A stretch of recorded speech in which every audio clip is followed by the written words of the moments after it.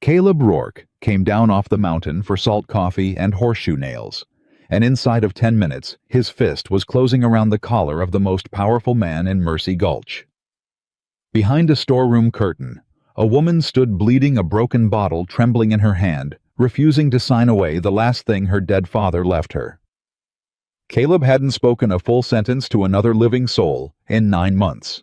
He heard his own voice say 6 low words that would burn every bridge he had left in that town. Before we ride into the burning mountains with them, do me a kindness.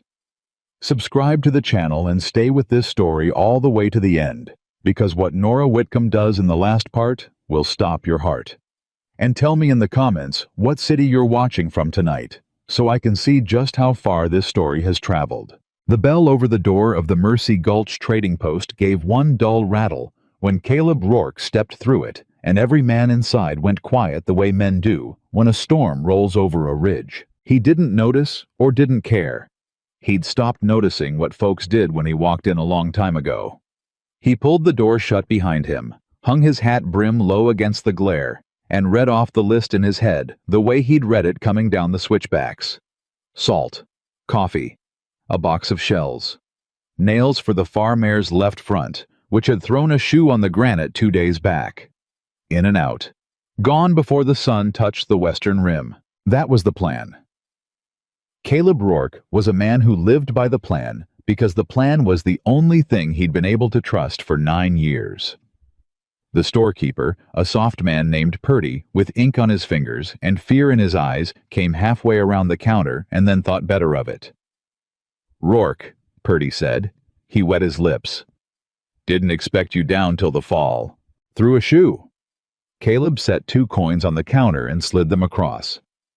"Salt, coffee, box of 44s, and your longest horseshoe nails if you got 'em." "I got 'em." But Purdy didn't move. His eyes kept flicking sideways toward the back of the store, toward a curtain of feed-stained canvas hung across a doorway. His hands worked against each other. You'll want to be quick today, Rourke. Town's got business going on. Ain't nothing you'd want a part of." Caleb didn't answer. He wasn't a man who filled a silence just because it was there. He watched Purdy's eyes, and he watched them go again to that curtain, and something in the back of his neck went cold and tight. The old animal warning he'd learned to trust up on the mountain when a cat was crouched somewhere he couldn't see. Then he heard it. Not loud. That was the thing that turned him. A cry would have been one kind of trouble. This was worse.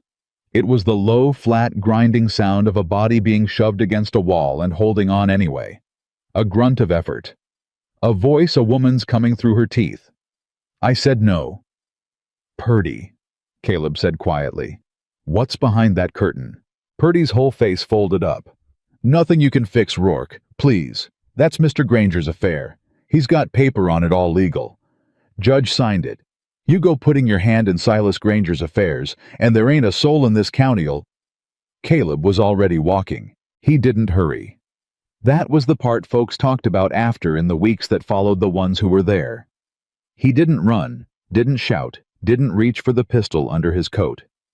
He crossed the plank floor of that trading post in 6 long, unhurried strides, and every man along the wall pressed back from him like he was made of something that burned. He put his hand on the canvas curtain and pulled it aside. The storeroom was close and dim, and smelled of flour and mouse and old grain. A stack of white sacks stood taller than a man against the near wall. Against those sacks, Silas Granger had a woman pinned. She was young, younger than the fight in her voice, and she was not a big woman. And Granger had a good 6 inches and 80 pounds on her, and he'd used every one of them. He had one thick forearm laid across her collarbone, holding her back against the sacks. His other hand held a fistful of the front of her dress and a folded paper crushed up against her chest, and his thumb was digging a pen into her fingers, trying to force them to close on it. Her cheek was marked red. Her lip was split, and there was blood on her chin bright as a berry. Her dark hair had come half down.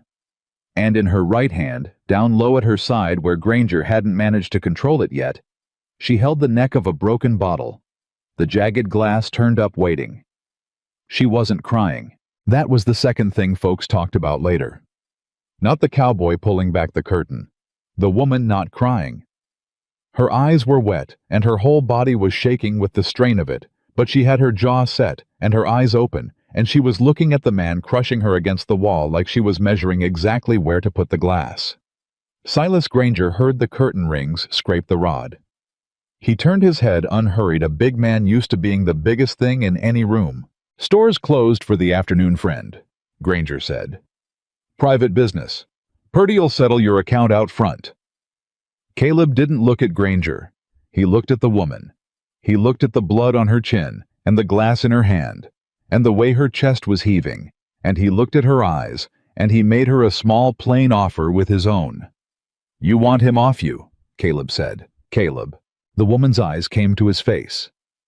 Something moved behind them. Not relief, he'd learned to read relief, and this wasn't it. Something more like calculation, like a card player being dealt a hand and deciding fast whether to trust it. "Yes," she said. That was all Caleb needed. "Take your hand off her," he said, "before I bury it in the floor." For a moment, the storeroom held perfectly still. Out front, not one of the townsmen breathed. Then Silas Granger laughed. It was a low, comfortable, genuinely amused laugh. The laugh of a man who has never in his life been on the losing side of anything in this county. "You know who I am," Granger said, and he still hadn't let the woman go, and that was his mistake, though he didn't know it yet. "Silas Granger. I broker every head of cattle moves through the gulch. I hold paper on half this valley. That deputy out on the porch works for me on the days he ain't working for the county, which ain't many." He finally turned his body to face Caleb, releasing the woman's collarbone to do it, keeping the crumpled paper. "So whatever hole you crawled down out of, mister, you'd best crawl back up it. This here's a legal foreclosure. This woman's father died owing me $1,100, and she's signing over the deed to square it, and that is the beginning and the end of the law in this. My father," the woman said, "never owed you a cent in his life, and you know it. And you forged that debt over his body before he was cold." "Nora," Granger said, gentle as a snake. "Hush now.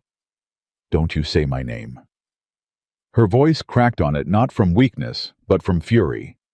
"Don't you ever say my name." Caleb filed it away. "Nora." "The paper," Caleb said. "Let me see it." "You're not the law." "No." Caleb took one step into the storeroom, just one. But when a man like Caleb Rourke takes a single step, it changes the arithmetic of a small room considerably, and Silas Granger's smile got a little tighter at the corners. "I'm not the law. Law's out on the porch, you tell me, drawing your wages. So there's just us. And I'd like to see the paper you're breaking this woman's face to get her hand on." Granger's eyes narrowed. He was recalculating too now. He was a man who understood force the way a merchant understands weight, and he'd just felt the scale tip in a way he hadn't planned for. "You draw on me in front of witnesses," Granger said slowly, "and they'll hang you in Mercy Gulch by Sunday. I haven't drawn on anybody." Caleb's voice never rose. It went the other way, down and down, quieter with every word, and that was more frightening than any shout. "I asked to see the paper. That's twice. I'm a patient man, Granger, but I rode a long way today, and I'm out of the habit of asking things 3 times. Nora moved. She didn't wait to be saved. That was the third thing they talked about. While the two men had their eyes locked on each other, she brought the broken bottle up in one clean short motion and laid the jagged edge of it hard against the inside of Silas Granger's wrist, right where the veins run blue and close, and she pressed. Granger froze. A thin red line welled up under the glass. "Give him the paper," Nora said, "or I'll open your arm to the bone, and we'll all watch it happen." For one long breath, nobody moved. Then Silas Granger very carefully, very slowly, held the crumpled paper out to the side.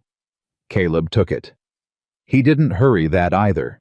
He unfolded it with his rough fingers, held it up to the gray light from the storeroom's single high window, and read it. And while he read it, he let the silence do its work on the man in front of him. It was a deed of transfer. It named a parcel 40 acres of mountain grazing land and a spring up along the North Fork land Caleb happened to know because it butted his own range far above. It named a debt, $1,100, for cattle and provisions advanced. It named the debtor one, Thomas Whitcomb deceased, and it named the woman who was to sign in his place as sole heir, Eleanor Whitcomb. At the bottom, the signature line where they'd been trying to force her hand was blank. But halfway down the page, the debt itself was written out in a clerk's neat hand, and Caleb had spent enough winters reading the same 3 books over and over by lamplight to notice a thing. "This your writing?" Caleb asked Granger. "That's my clerk's writing. It's a legal instrument. Every figure's—" "It's dated the 4th of June. Caleb turned the page toward him. "Man died the 2nd. Says so right here in the airline. So your clerk wrote up a debt this man ran with you 2 days after you buried him." He looked up.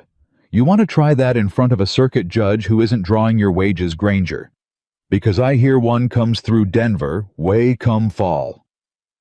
The color went out of Silas Granger's face, and then came back into it hot and dark. Nora eased the glass back off his wrist. Just enough. She didn't drop it. "Now," Caleb said. "Here's how this goes. You claim $1,100. I say the debt's a forgery, and I'd win that fight in front of any judge you can't buy. But I'm not a lawyer, and I'm not the law, and I don't want to spend my summer in this town, so—" He reached inside his coat. The whole store flinched. Purdy made a small sound like a kicked dog. Caleb drew out a flat leather wallet, worn pale at the corners, and from it he counted money onto the top of the flour sacks 1 bill at a time, laying them down flat and unhurried in the dim light. Nora watched him do it, and her breath started to come strange. $300, Caleb said, and set the wallet empty now back inside his coat. "That's what I brought down for a string of yearlings I'm not going to buy today. It's not your 1,100. It's not anything close.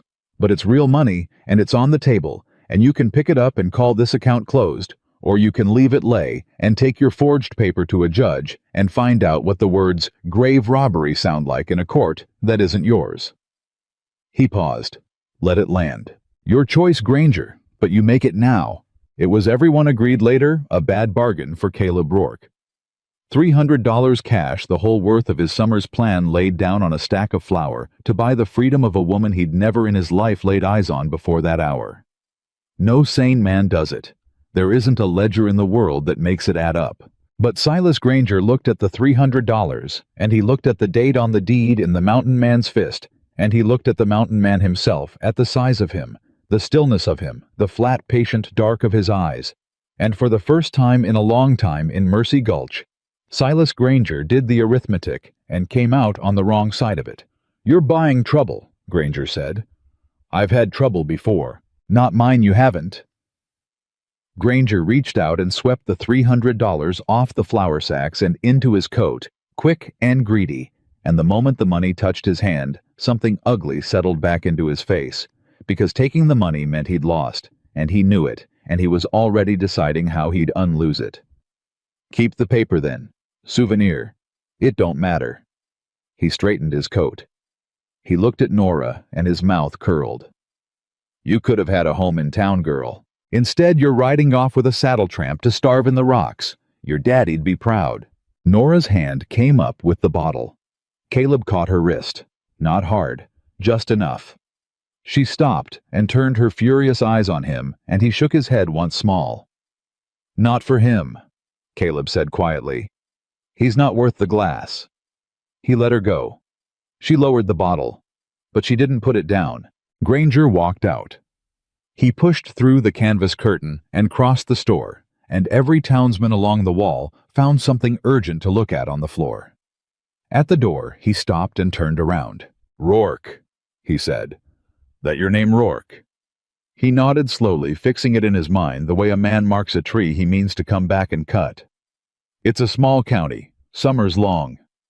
And then he was gone, and the bell rattled once behind him, and through the front window they watched him mount a heavy bay gelding and ride south toward the center of town, where the deputy leaned on a rail and the men who worked for him drank in the shade. Inside the trading post, nobody moved for a moment. Then Nora Whitcomb's legs went. It happened all at once. The fury had been holding her up like a splint, and the moment the danger walked out the door, the splint came off, and she sat down hard on the flour sacks with the broken bottle still in her hand, and started to shake all over her teeth, chattering though the room was hot as an oven. Caleb crouched down in front of her. Not close. He'd learned up on the mountain with hurt animals that you don't crowd a thing that's been cornered. He crouched an arm's length off, and he waited until she looked at him. "Miss," he said, "you can let go of the glass now." She looked down at her own hand like she'd forgotten it was there.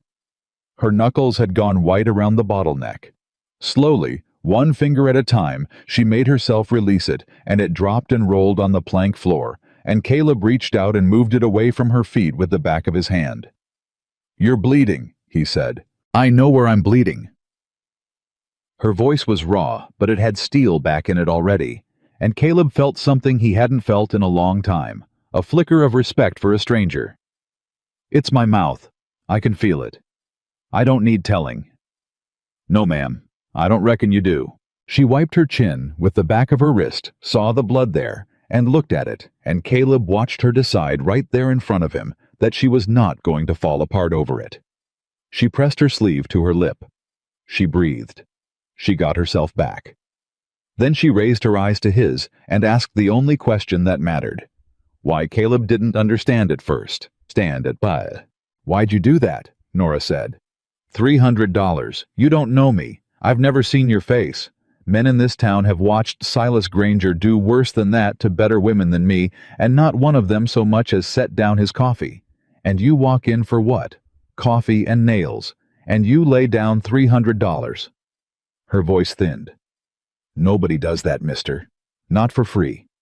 So I'm asking you plain before I so much as thank you. What is it you think you bought?"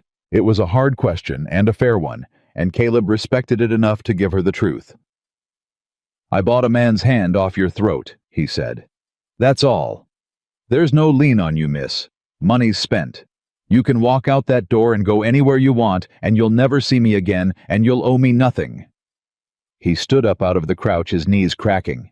"But I'll tell you the honest part of it since you asked plain. I didn't do it for you." Nora's chin lifted. "Then who? For a man I used to be."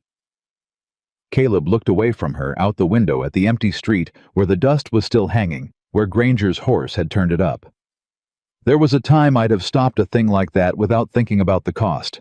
I got out of the habit. Been a long while since I've been anywhere I could do a man any good." He shrugged one shoulder. "Turns out I still remember how. That's worth $300 to me. Reckon that's my business, not yours." She stared at him a long moment. "You talk," she said slowly, like a man who's decided he's already dead. Caleb went still.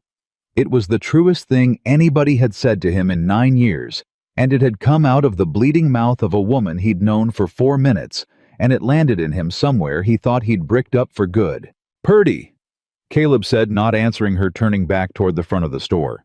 "Salt coffee 44s and the nails, and a clean cloth if you've got one, and whiskey." Purdy scrambled. Yes, Rourke. Right away."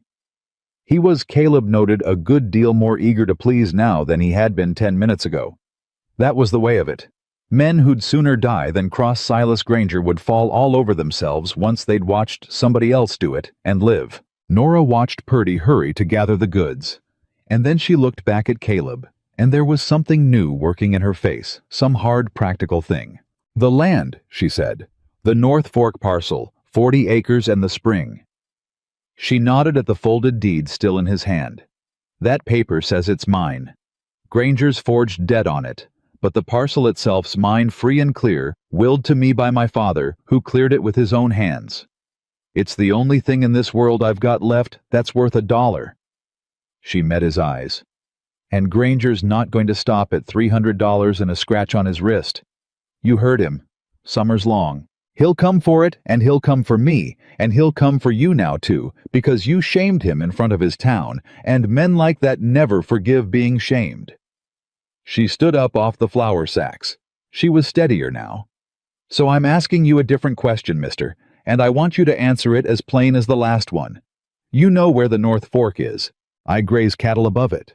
Then you know it's high and it's rough, and there's no road worth the name, and a man could hole up there against an army if he had the water and the will." She wiped her lip again. "I've got no home now. Granger owns this town and every man in it, and if I walk out that door alone, he'll have a rider on me before I'm past the church, and I'll be back in that storeroom by dark, and this time you won't be here to pull the curtain." She said it flat without a tremor, a woman stating a sum. "If you ride out of here alone today, mister, I'll be dead before sundown. Or worse than dead. You know it as well as I do. Everybody in this store knows it."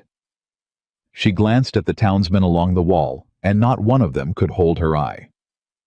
So, Caleb looked at her for a long time. Purdy came back with the goods and set them on the counter, the salt and the coffee, and the box of shells, and a paper of long nails, and a clean folded cloth, and a bottle of whiskey with the dust wiped off it. Caleb pressed the cloth against the neck of the whiskey bottle, wet it, and held it out to her. "Your lip," he said. She took it and pressed it to her mouth and hissed at the sting and kept it there. "You've got a bag?" Caleb asked.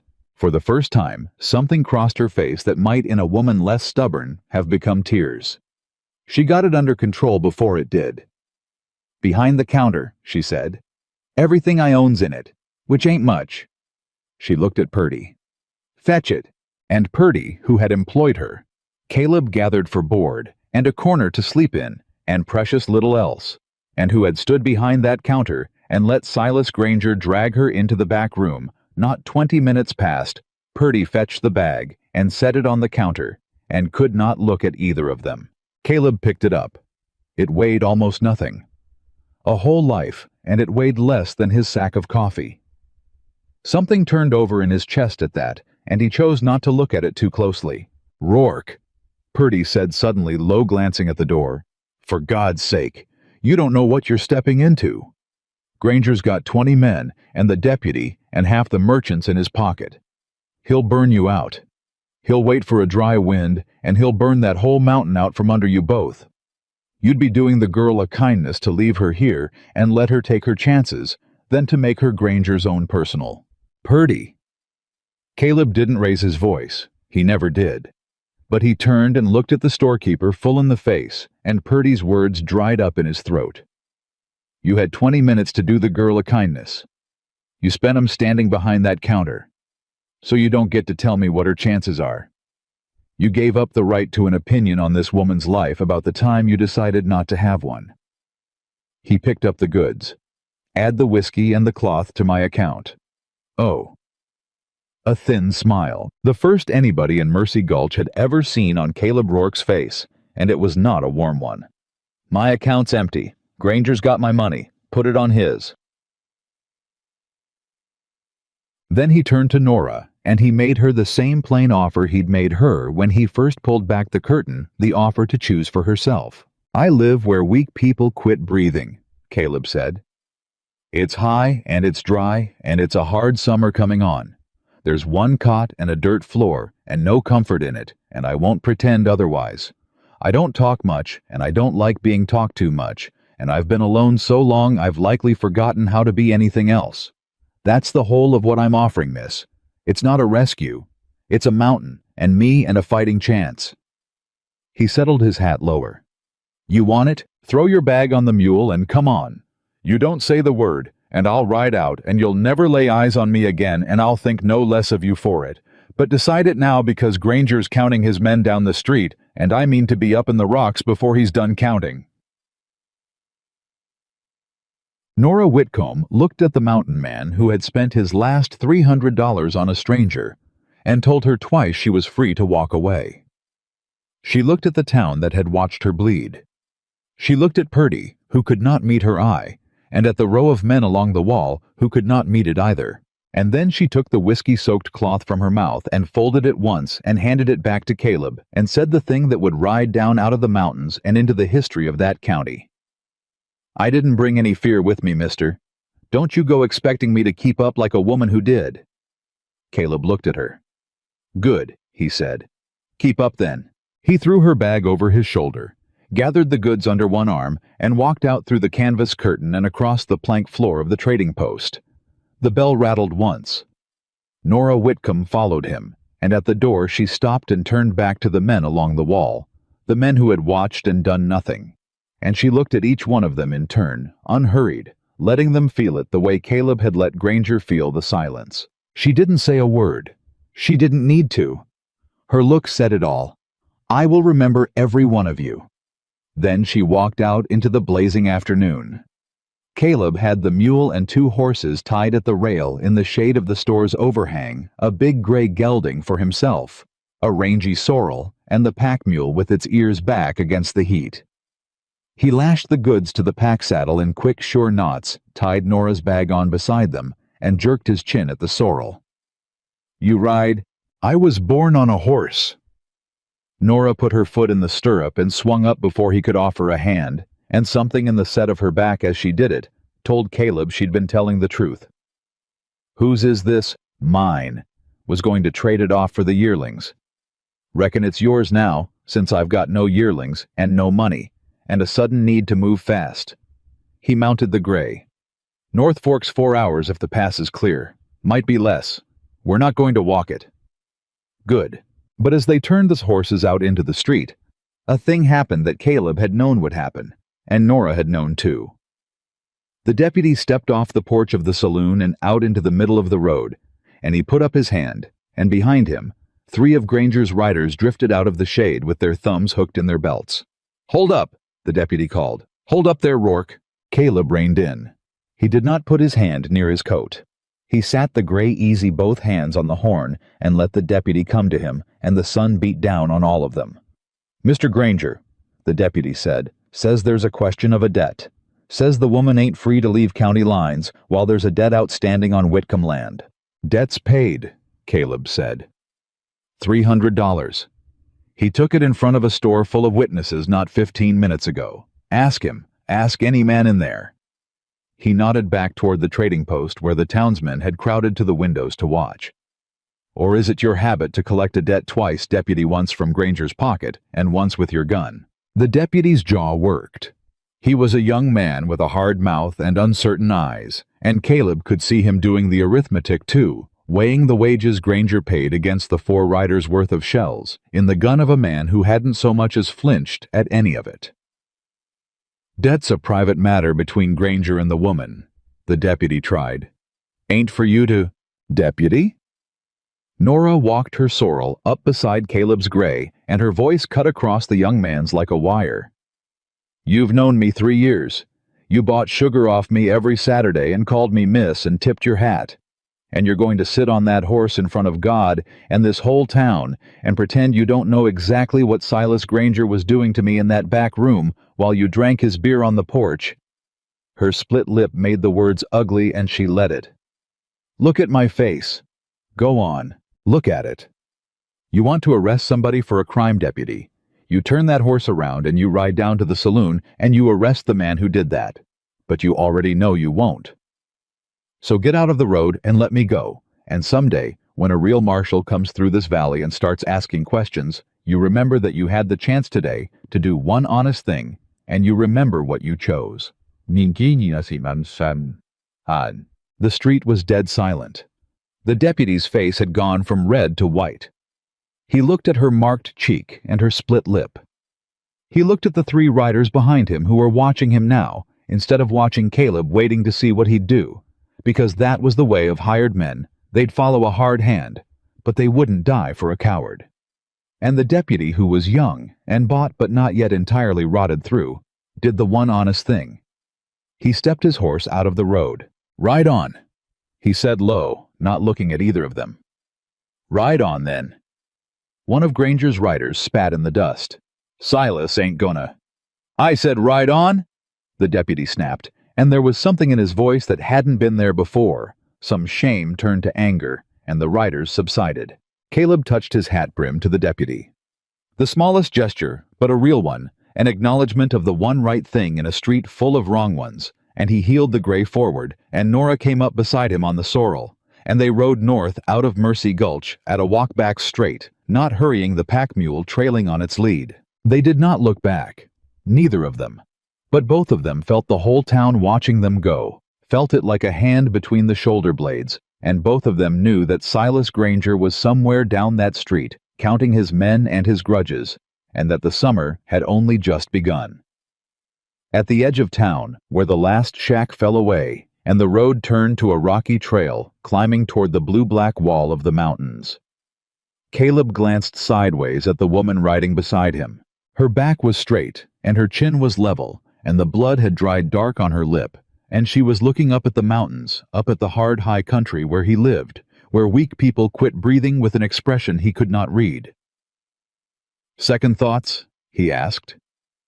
Nora Whitcomb looked up at the burning peaks for a long moment. "No," she said, and she nudged the sorrel into a trot up the trail ahead of him, toward the high country, and Caleb Rourke sat his horse a moment and watched her go, and then he clucked to the gray and the mule and followed her up into the mountains. The trail steepened within the first hour, and Nora did not complain, and Caleb noticed that she did not complain, and neither of them said a word about it. They climbed for a long while in silence, the horses picking their way up the switchbacks, the mule blowing hard behind them, and the heat came up off the rock like it came out of a forge. Nora had tied the whiskey cloth around her neck to keep the sun off, and every so often Caleb heard her wet her cracked lips with her tongue, but she never once asked to stop. It was Caleb who stopped finally at a bend, where a thin trickle of water came down a black seam in the cliff. "Water the horses," he said. "Small drink for yourself, not much. Belly full of water in this heat, and you'll be sick inside an hour."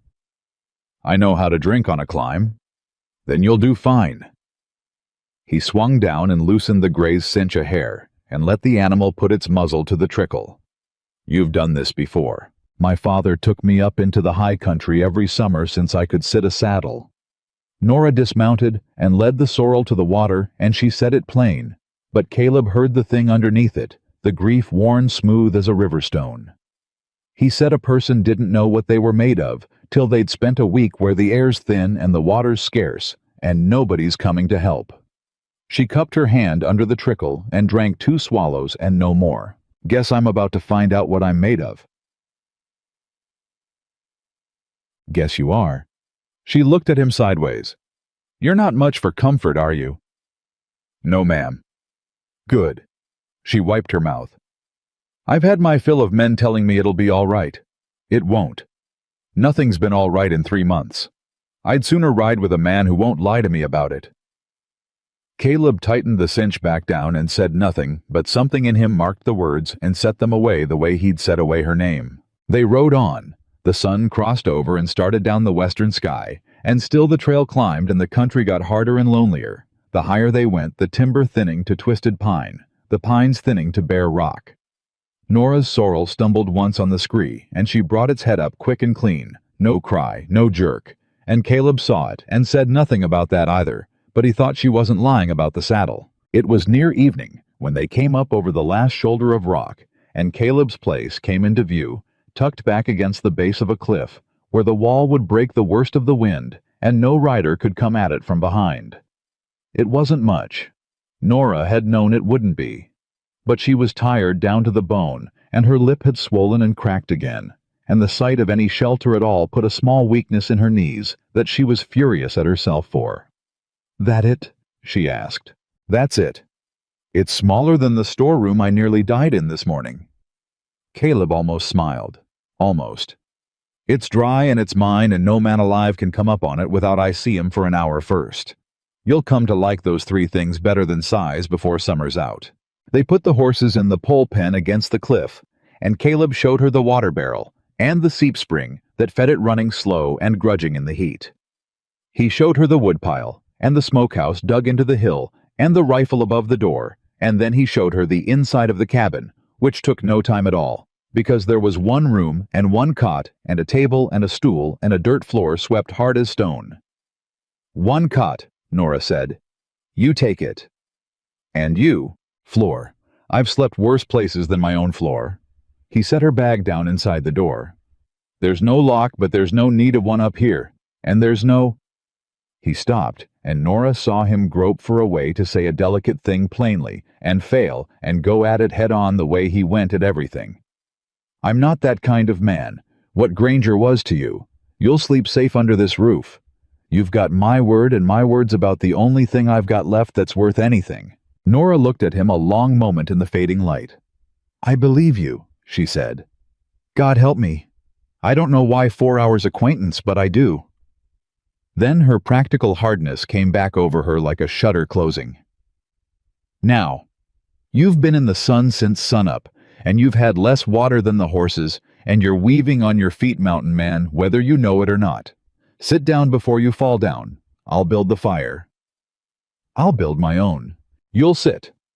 And there was such flat command in it, the voice of a woman who had run a trading post, and a dying father's household, and her own bleeding survival for 3 months, that Caleb Rourke, who had not taken an order from a living soul in 9 years, sat down on the stool. She built the fire small and tight, the way you build a fire in dry country, banked close with a ring of stone, and Caleb watched her do it, and knew for certain then that she had not been lying about any of it, the saddle or the high country or her father, because a town woman builds a fire like she's trying to burn the world down, and Nora built hers like she was afraid of it, which in that tinder dry summer was the only right way to be. You know fire up here'll kill you faster than Granger, Caleb said. I know it. One spark on that slope and the whole mountain goes and us with it, and there's nowhere to run to. She fed the flame a splinter at a time. You think I don't know that I've watched a grass fire take a valley? Saw it when I was 9. Wall of it tall as a church, moving faster than a horse could run. She didn't look up from the fire. My father put me and my mother in the root cellar and went out with wet blankets and a shovel and turned it at the fence line. Alone. Whole town too far off to help. That's the man Silas Granger says died, owing him $1,100 for cattle and provisions advanced. Now she looked up, and her eyes had gone hard and bright in the firelight. My father never took a thing on credit in his life. He'd have starved first. He used to say a debt was a rope another man kept in his pocket to hang you with when it suited him. Smart man, he was. Her voice cracked just once and she mastered it. And Granger hanged him with a rope he never held. Forged the whole of it. Waited till Pa was in the ground 2 days and couldn't call it a lie, and then walked into the county office with a paper and walked out owning our ranch.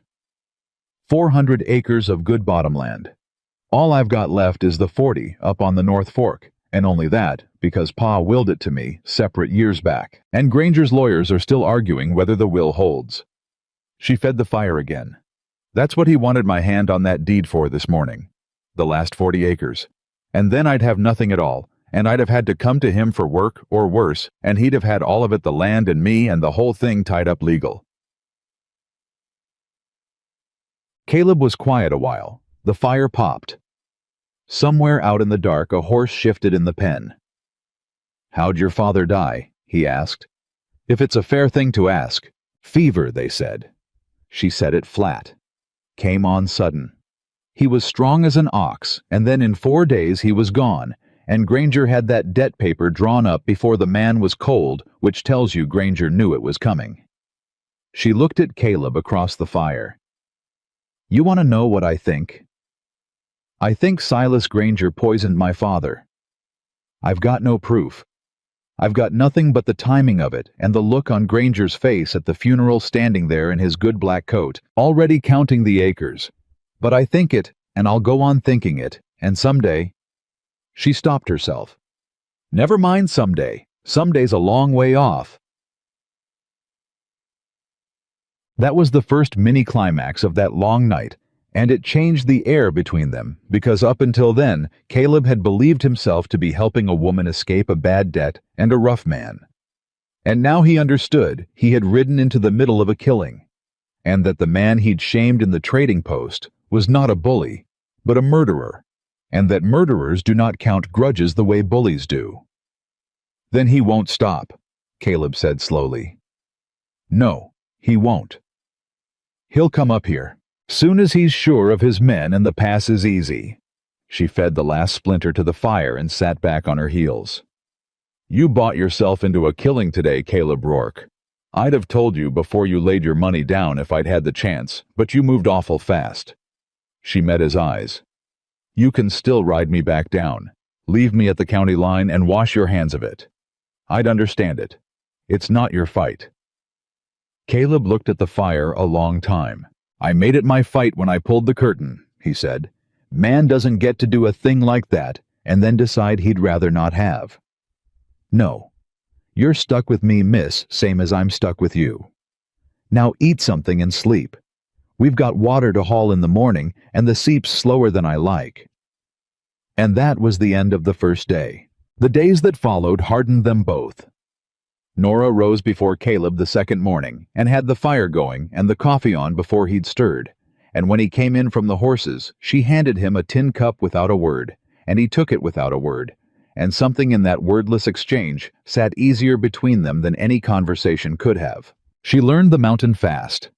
Caleb showed her the seep spring and how to skim it clear, and she hauled water twice a day up the steep path from the barrel to the cabin, and her hands blistered, and then the blisters broke, and then they healed to callus, and she never mentioned it.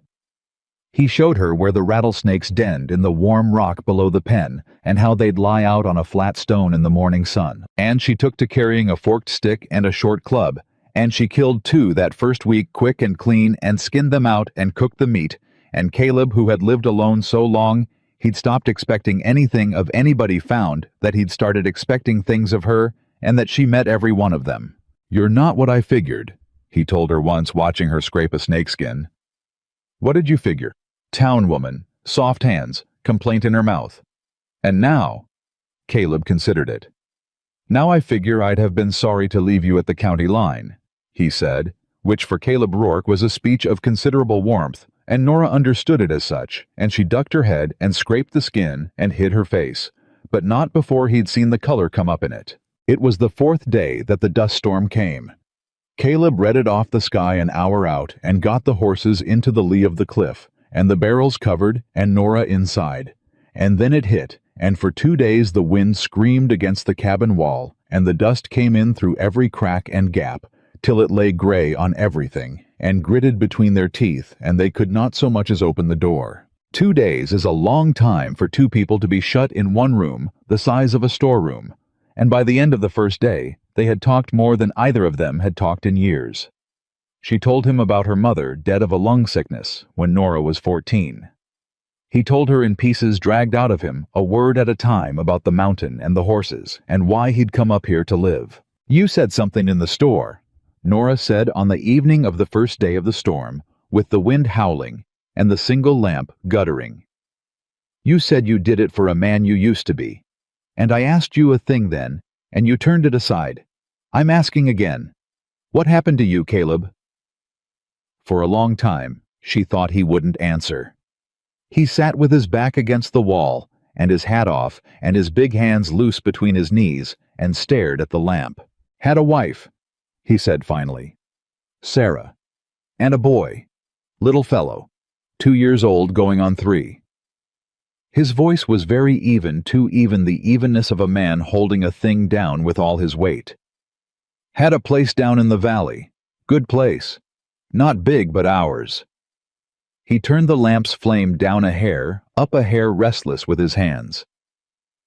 "There was a sickness came through, diphtheria. Took the boy in 3 days.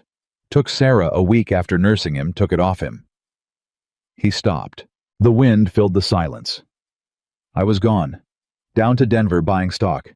Wasn't there for any of it. Came home to a cold house and 2 fresh graves and a neighbor who'd done the burying because there wasn't anybody else." Nora didn't say she was sorry. She'd learned from her own grief how thin and useless that word was, and she'd learned it from him too, in 4 days, that he didn't want thin, useless words. "So you came up here," she said instead. "Came up here." He nodded slowly. "Told myself I'd rather be somewhere nothing could be taken from me because I'd have nothing worth taking. Horses don't break your heart. Rock doesn't die on you while your back's turned." He looked at her, and there was something raw and open in his face that she suspected almost nobody had ever seen. "Been up here 9 years telling myself that. And then I rode down for salt and coffee and pulled back a curtain, and now there's a woman on my cot who I'd be sorry to leave at the county line." He said it like a man confessing to a crime, which is a foolish thing for a man like me to feel, and a dangerous thing, and I know it, and I felt it anyway, and I don't know what in hell to do about it. The wind screamed, the lamp guttered. "You don't have to do anything about it tonight," Nora said quietly.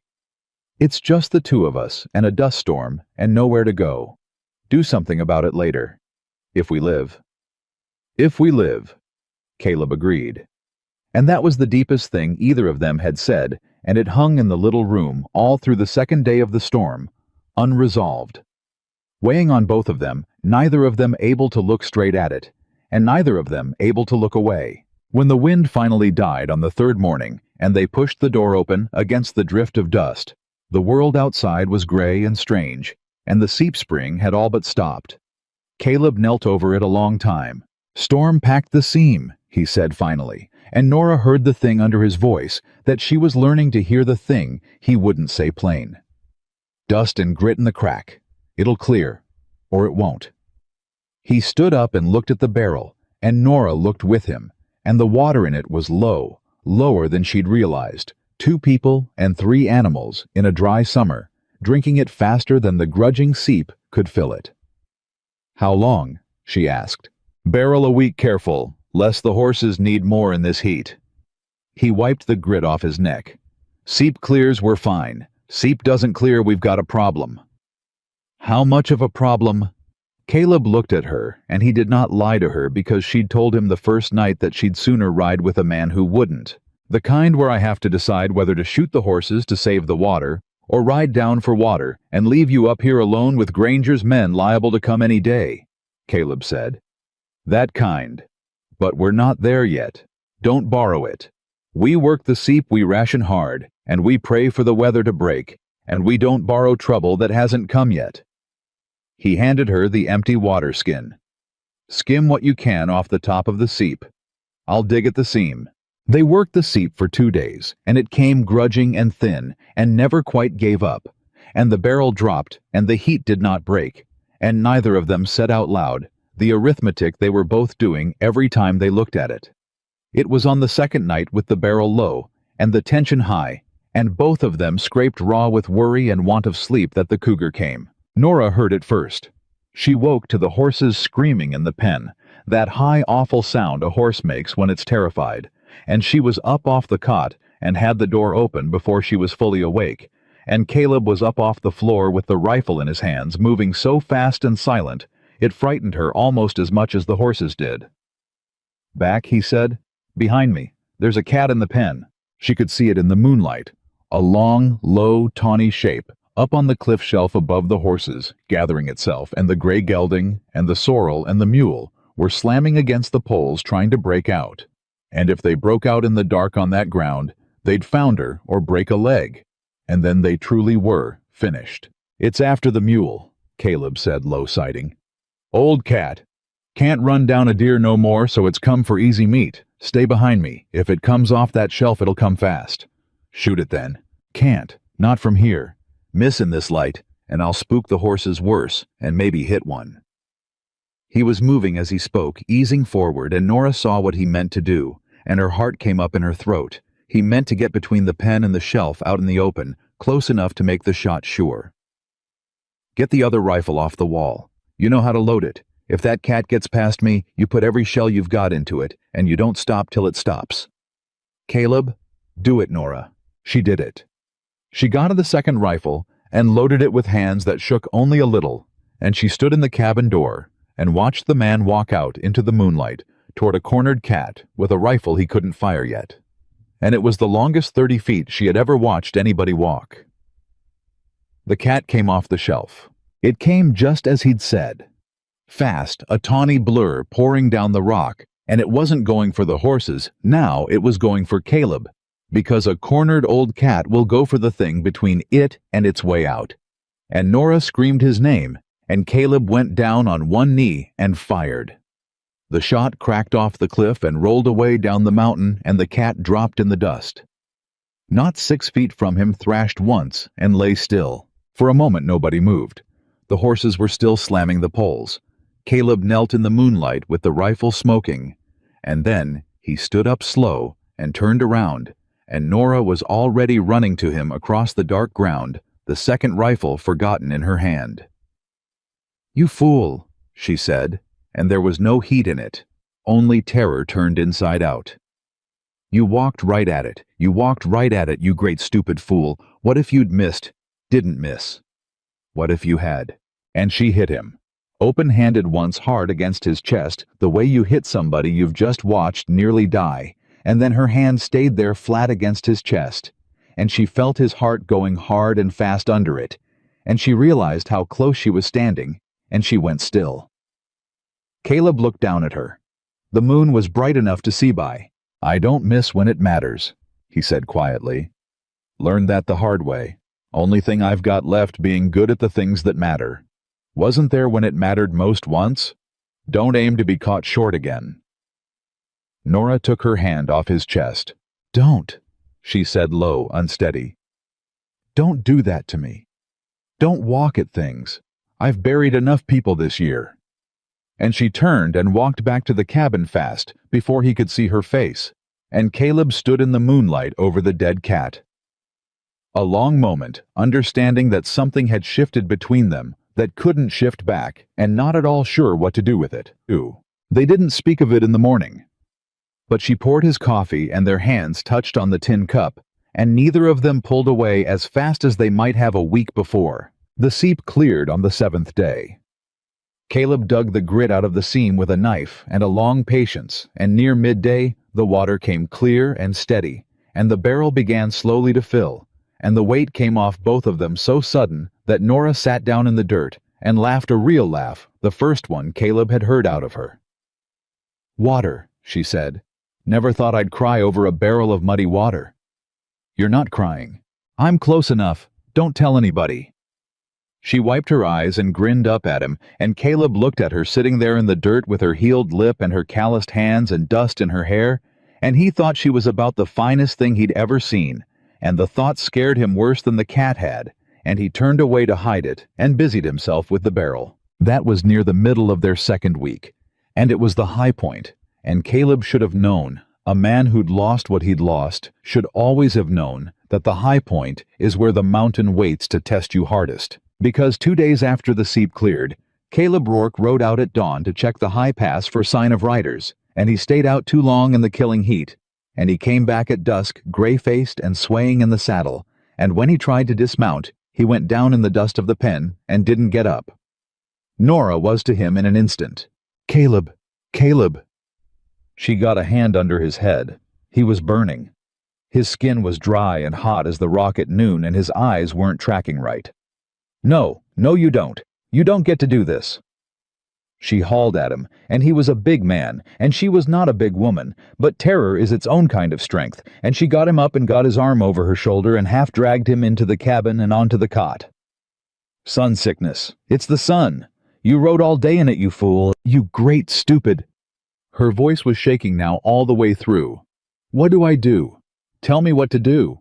You know these mountains. I don't tell me what to do for it. Water." Caleb got out. His voice was a dry husk. "Not too fast, and cool me down. Wet cloth, and..." His eyes rolled. "Willow, down by the seep. Bark's got brings a fever down. Boil it. Bitter tea. Make me drink it even if I fight you." "You won't fight me. You're too weak to fight me." But he did fight her that night when the fever climbed and took his mind. He fought her, and he called her Sarah. And he begged Sarah to forgive him for being gone, begged her over and over in a cracked, broken voice, while Nora held the wet cloth to his burning face, and poured the bitter willow tea between his teeth, a spoonful at a time, and did not let herself weep because there was no time for weeping. There was only the fever, and the long hot dark, and the water she had to make last. "I'm sorry," Caleb said to a dead woman in the deep of the night. "I wasn't there. I'm sorry, Sarah, I wasn't there." "You're here now," Nora said fiercely, gripping his hot hand, not caring anymore whether he heard her as himself or as his ghost. "You hear me? Caleb Rourke, you're here now, and I'm here, and I am not burying one more soul this year, do you understand me? You're going to live out of pure spite if I have to make you. Now drink." She did not sleep. She sat by the cot the whole night, and into the next day, wringing the cloth, boiling the bitter bark, tipping water and tea between his lips. And by the second nightfall, the fever broke, and he came back to himself, wrung out and hollow-eyed and weak as a kitten. And the first thing he saw was Nora Whitcomb asleep, sitting up on the stool beside him, with her hand still holding his, and a cloth still gripped in the other. He lay there and looked at her a long time in the gray light. He thought about the 9 years. He thought about the graves in the valley and the wall he'd built up here, out of rock and solitude, to keep from ever feeling this again, this terrible tender thing, this fear that lived in loving somebody. He'd sworn off it. He'd meant it. And here was this woman asleep on a stool, who had dragged him out of the dirt and poured bitter tea into a raving man for 2 days and 1 night, and never once let go of his hand. He moved his fingers just a little in hers. She woke instantly, the way people wake who've learned to sleep light near danger, and her eyes flew to his face and found him looking back at her, clear-eyed himself. "You're back," she breathed. "I'm back." His voice was a ruin. "You kept me alive. I told you I would, out of spite." But her voice broke on it, and this time she didn't turn away to hide her face. She just let him see it, the tears and the exhaustion and the relief all at once. "Don't ever ride out all day in that sun again. Don't ever. I mean it." "I won't." He was quiet a moment. "You called me back. Middle of the night. I heard it. Thought you were—" He stopped. "I called you Sarah, didn't I?" "You did. I'm sorry. Don't be." Nora wiped her eyes with the back of her wrist. "You loved her. A man ought to call for the people he loved when he's dying. There's no shame in it." She squeezed his hand and let it go, and stood up stiff from the long night on the stool. "But you didn't die. So I reckon you can start calling me by my own name again." Caleb watched her move about the cabin, banking the fire, and something in his chest that had been closed for 9 years came open quietly all the way, and he knew it, and he was afraid of it, and he did not close it back up. "Nora," he said. She turned. "When I get my legs back," Caleb said, "there's things I've got to say to you, things I don't know how to say, but I mean to try. When Granger's dealt with and the water's holding, and I'm not flat on my back too weak to lift a cup." He held her eyes. "That's a promise. I don't make many, but I'm making you that one." Nora stood very still. "All right," she said softly. "When Granger's dealt with." And she turned back to the fire, and Caleb saw her shoulders were shaking just slightly, and he understood it wasn't from sorrow this time, and he lay back on the cot and closed his eyes, and for the first time in 9 years, Caleb Rourke let himself want to live. His strength came back over the next 3 days, slow at first, and then faster, the way it does with a strong man, and Nora watched over him like a hawk, and rationed the water, and worked the seep, and did the labor of 2 people, without one word of complaint, and Caleb lying on the cot. Those first days, watched her do it, and understood, down to his bones, that she was not baggage he'd taken on out of a moment's decency in a trading post. She was a partner. She'd proved it with her own 2 hands in the dark. On the 4th day, he was up and moving, and on the 5th, he walked the perimeter of his little kingdom with her at his side, showing her the ground, the way a man shows a thing to someone he means to share it with. And it was on that walk up on the shoulder of rock, where he'd first seen her, set her chin against his mountain, that Nora stopped and shaded her eyes, and looked down the long trail toward the valley. "Caleb," she said. Something in her voice put his hand on his rifle before he'd even looked. Down at the bottom of the trail where it left the timber and started up the switchbacks, a thin line of dust was rising. Riders. More than one. Coming up slow and steady in no particular hurry, the way men ride when they're certain of where they're going and certain of what they'll do when they get there. Nora counted them as they cleared the timber. 1, 2, 3, 4. And the 4th one rode a heavy bay gelding and sat his saddle like a man who owned every acre the horse walked over. "He's early," she said, very quiet, and there was no fear in her voice, only a cold, hard reckoning, the same reckoning she'd worn in the storeroom with the bottle in her hand. "You said he'd wait till the pass was easy, and his men were sure. He didn't wait." Caleb watched the dust rise, and his face went to stone, the old stillness coming down over him like a shadow off the cliff. "No," he said. "He didn't wait." They watched the dust rise for a long moment, and then Caleb turned and started back toward the cabin at a fast walk, and Nora came with him step for step. "How long have we got?" she asked. "Hour, little more. That trail don't let a horse hurry." He was moving as he talked, his mind already 3 steps ahead of his feet. 4 of them. Granger and 3 guns. He's counting on you being soft and me being one man. He figures he rides up waves of paper, takes what he wants, and rides down before sundown. He glanced at her. "That's his mistake. But 4 guns is 4 guns. Nora and I won't lie to you about the arithmetic. This could go bad." "Then teach me." Caleb stopped short. "Teach you what? You've got 2 rifles and a revolver and 1 pair of hands." Nora stood square in front of him, and her voice did not shake. "I can load. You showed me the night of the cat. But loading's not shooting, and I've never fired a pistol in my life, and if this goes the way you say, it might. I'll not stand behind you like a sack of flour, waiting to see which way it falls." She held his eyes. "I told you in the store I didn't bring any fear. I meant it then, and I mean it now. So don't you dare put me in the corner to keep me safe. Teach me to fire that revolver, right now, while there's still an hour." For a moment, Caleb wanted to say no. Every protective thing in him, every raw, new tender thing that had come open in him these last 2 weeks, wanted to put her behind the thickest wall on the mountain and stand in the door himself. But he looked at her face, and he understood that to do that would be to take from her the one thing Granger had never managed to take, which was her refusal to be a helpless thing in her own life, and Caleb Rourke would sooner have cut off his own hand than take that from her. "All right," he said. "Come on, and listen close, because I've only got time to say it once." He took the heavy revolver from the peg and led her out behind the pen to where a lightning-split pine stump stood pale against the dark rock at maybe 15 paces.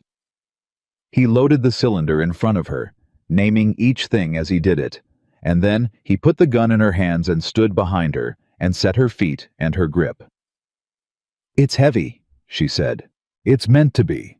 Heavy guns sit steadier. Now both hands. Thumb the hammer back, all the way till it clicks and holds." She did it, and the click was loud in the still air. "You don't jerk the trigger. You squeeze it slow, like you're closing your hand on something soft, so slow the gun surprises you when it goes. And you don't—" He put his hand flat under her chin, not rough, and lifted it. "You don't close your eyes. Whatever happens, whatever's in front of you, you keep your eyes open. A man who closes his eyes has already given up. Don't close your eyes when the world comes for you. You hear me?" "I hear you." "Then fire." She fired.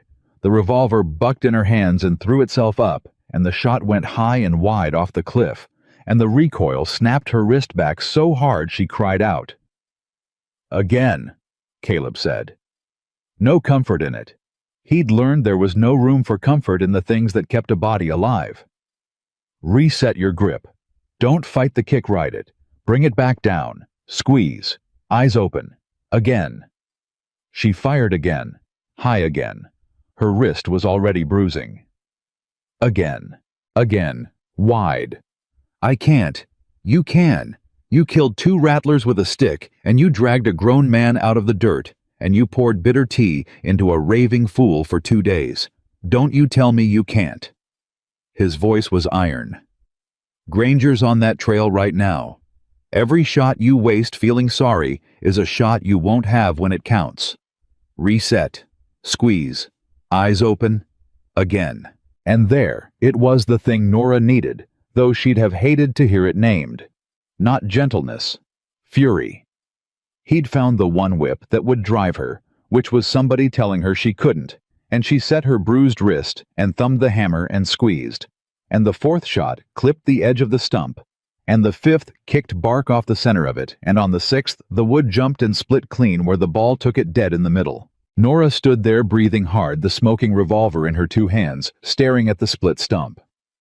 "There," Caleb said quietly. "There she is." "Load it," Nora said. "Show me again. I want to do it till I don't have to think about it.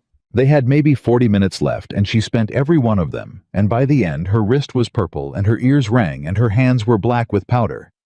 But she could put the ball into that stump 4 times out of 6. And Caleb, watching her, thought that Silas Granger had made the worst mistake of his life, the day he decided Nora Whitcomb was a soft thing he could break in a storeroom. He set the cabin the way he wanted it. He put Nora inside with the loaded revolver and a box of shells and the second rifle, and he showed her the loophole he'd cut in the log wall years back. Low, where she could see the whole flat in front of the cabin and rest a barrel steady and not be seen doing it.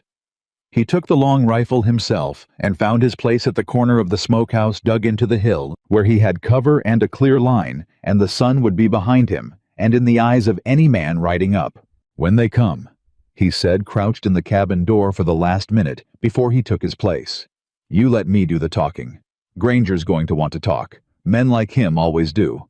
They like to feel the size of what they're taking before they take it. So he'll talk, and I'll answer, and you keep quiet and keep low, and keep that revolver on the flat through the loophole." He looked at her hard. "But if it turns, if you hear a shot that isn't mine, or if you see me go down, you don't freeze and you don't run. You put every ball in that gun into whoever's standing, and you don't stop till they're down or you're out. Can you do that?" "I can do that." "You sure?" Nora looked at him, and she reached out and did a thing she'd never done, which was put her hand flat against his cheek, rough with 2 weeks' beard, and hold it there. "When Granger's dealt with," she said, "you had things to say to me. Remember?" "I remember." "Then don't you go and get shot before you say them, Caleb Rourke. That's all. That's my whole plan. You stay alive long enough to keep your one promise." She took her hand away. "Now go. They're close." He caught her wrist as she turned the bruised one gentle. And for 1 second, 1 single second in the middle of all of it, Caleb Rourke bent his head and pressed his mouth to the back of her hand, quick and rough and clumsy. A man who'd forgotten how. And then he was gone out the door and across the flat and into his place by the smokehouse before she could so much as breathe. Nora stood a moment with the back of her hand against her lips. Then she knelt at the loophole, laid the revolver on the sill, and watched the trail. They came up out of the last switchback in single file and then spread out abreast as the ground opened onto the flat 4 riders on tired horses in the low gold light of the late afternoon. Silas Granger rode in the center on his heavy bay, and he'd dressed for it. Nora saw good black coat and clean hat, dressed like a man coming to a signing, and not a killing, which was its own kind of insult. On his right rode a lean rider with a rifle across his saddlebow. On his left, 2 more, one big and slow-looking and one young and jumpy, already fingering the gun at his hip. They stopped at the near edge of the flat, maybe 40 paces out, and Granger held up a hand and his men held up with him. "Rourke," Granger called. His voice rolled across the flat, easy and pleasant. "Rourke, I know you're up here. Saw your horses in the pen." He waited. Nothing answered him but the wind. "Now I've come a long way in this heat, and I've come peaceable, and I've got a paper here signed by a judge that says the North Fork parcel and every improvement on it belongs to the Granger Cattle Company. That includes this cabin. That includes those horses. And it includes—" A pause, deliberate, cruel. "The Whitcomb woman, on account of she's got no lawful place to be and no lawful means. And a woman like that's a ward of whoever holds the land she squats on. That's the law, Rourke. You can't shoot the law." Caleb's voice came back from the direction of the smokehouse flat and unhurried, and Nora saw all 4 riders' heads turn toward it, saw them realize they didn't have him placed. "You're a long way up a mountain to be talking about law, Granger. Law's law wherever a man stands." "Is it?" Caleb let a silent stretch. "Then let's talk law. That paper of yours. It's built on a debt your clerk wrote up 2 days after Thomas Whitcomb was in the ground. I read it in the store. So did a room full of witnesses. You want to bring that to a circuit judge, you go right ahead, and I'll bring a room full of men who watched you take $300 in cash to settle a debt you now claim is still owing. Which is it? Granger is the debt paid, like the whole town saw you take my money. Or is it owing like your paper says? Because it can't be both, and either way, you're a liar in front of a judge. What about gusted by? For the first time, Granger's easy voice tightened. Clever, he said. You're a clever man, Rourke. I didn't figure that. Figured you for just big. He shifted in his saddle. But clever don't matter up here. You know why? Because there ain't no judge up here. There ain't no witnesses up here. There's you, and there's her, and there's 4 of us. And whatever happens on this mountain, the only story that rides back down to Mercy Gulch is the one I tell. He let that sit. So here's my offer, and it's better than you deserve. Send the woman out. She comes with us peaceable and signs the parcel over proper down in town, and you get to keep breathing. You ride off this mountain and out of this county, and you never come back, and I forget I ever saw your face. That's a generous offer for a man who spat in my eye in front of my own town. Inside the cabin, Nora's hands tightened on the revolver. And if I say no, Caleb called, then I've got 3 men, and you've got a cabin, and we've got all the time in the world, and it's a powerful dry summer Rourke. Granger's voice went soft and ugly. You ever see what a grass fire does to a man holed up in a log cabin I have? I'd rather not. It's an awful way to go, and it'd be a waste of a good cabin. But I'll do it if you make me. So don't make me. Send her out. And here was the twist that turned the whole afternoon, the thing neither Caleb nor Granger saw coming, because Nora Whitcomb had spent 3 months learning exactly how Silas Granger's mind worked, and she understood something in that moment that Caleb, for all his cleverness, did not. She understood that Granger did not actually want to burn the cabin. He wanted the land. Burned land with a burned cabin and 2 burned bodies on it would bring a marshal up the mountain asking questions.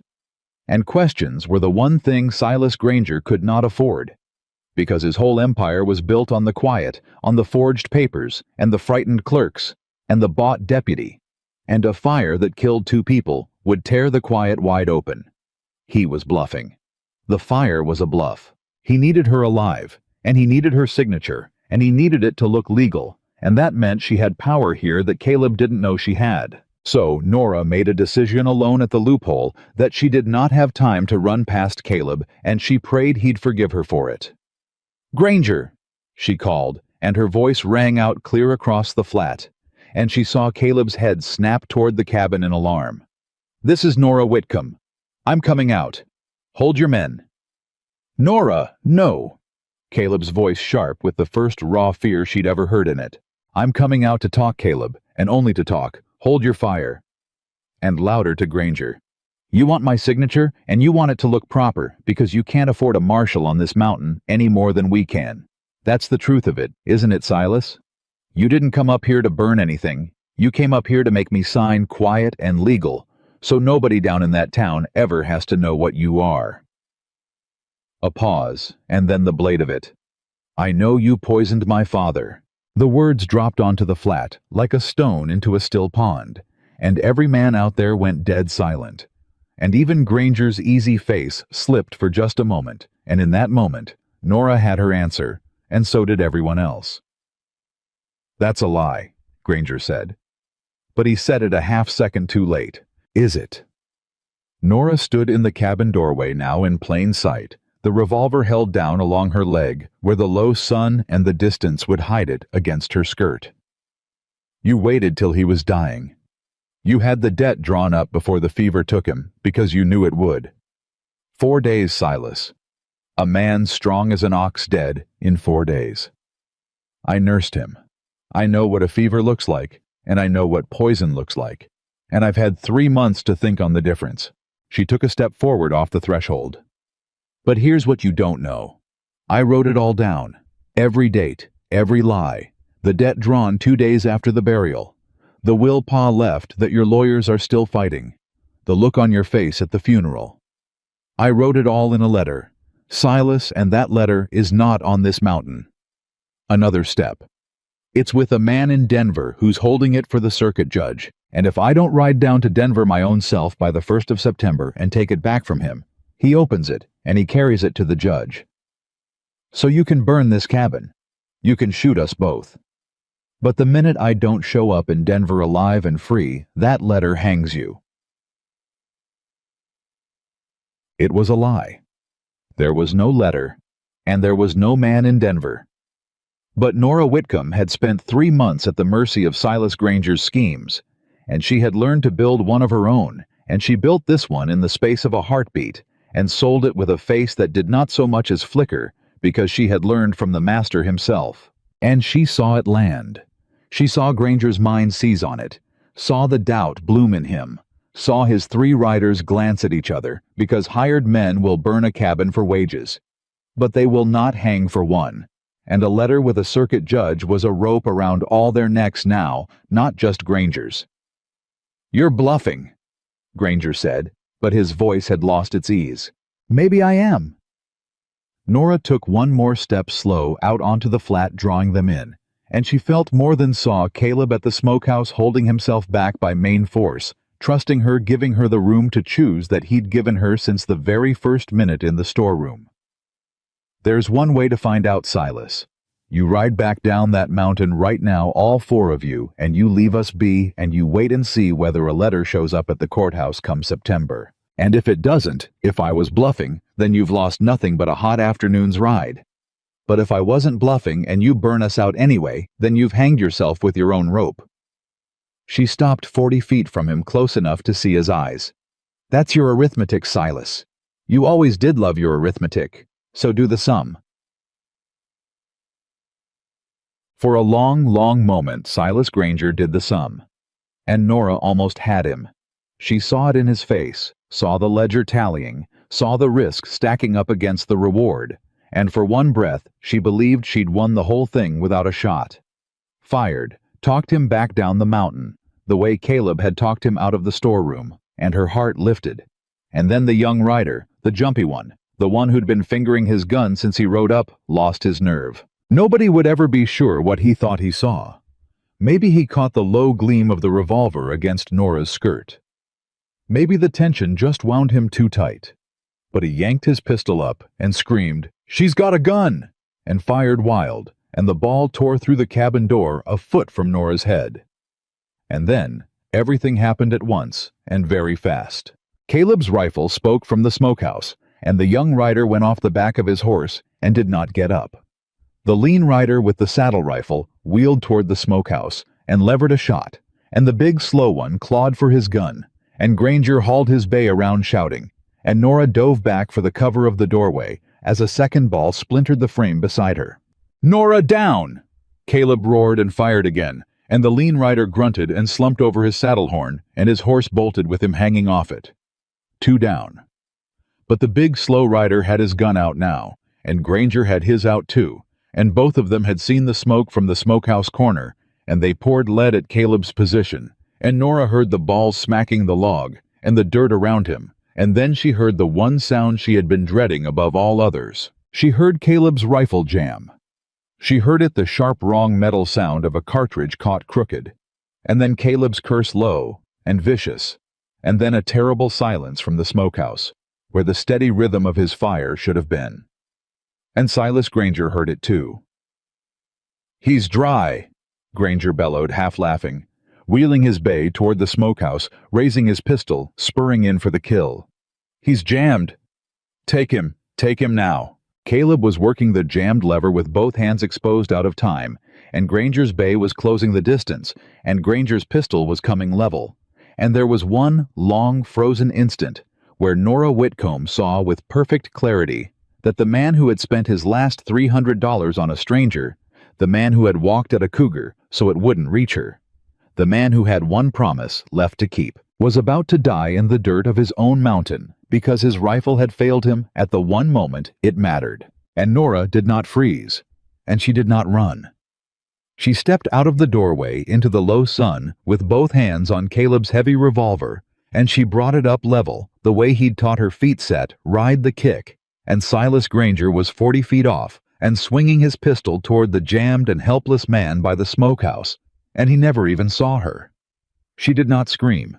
She did not close her eyes. She thumbed the hammer back until it clicked and held, and she fixed her eyes on the center of Silas Granger's good black coat, and she squeezed the trigger, Slow, so slow the gun surprised her when it went, and the whole mountain cracked with the sound of it. The ball took Silas Granger high in the chest and turned him half around in the saddle, and his own pistol went off into the dirt.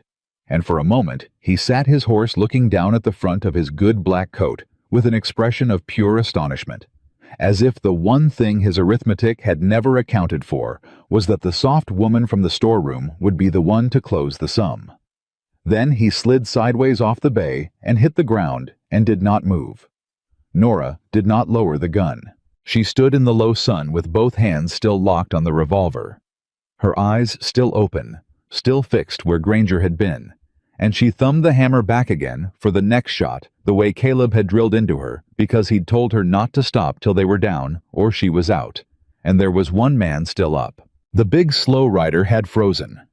He'd watched his boss go down off his horse with a woman's ball in his chest and a jammed-up mountain man clearing his rifle 6 feet away, and whatever wages Silas Granger had promised him, they were not enough to die for now that the man who'd promised them was face down in the dirt. "Don't," the big rider said. His voice cracked. He held his pistol out to the side away from his body and let it drop. "Don't shoot. Don't shoot, ma'am. I'm done. I'm done, I swear it." Caleb came up off the ground with the rifle cleared at last, and he had it on the big man before the pistol finished falling. "Off the horse," Caleb said. "Slow. Hands where I see them."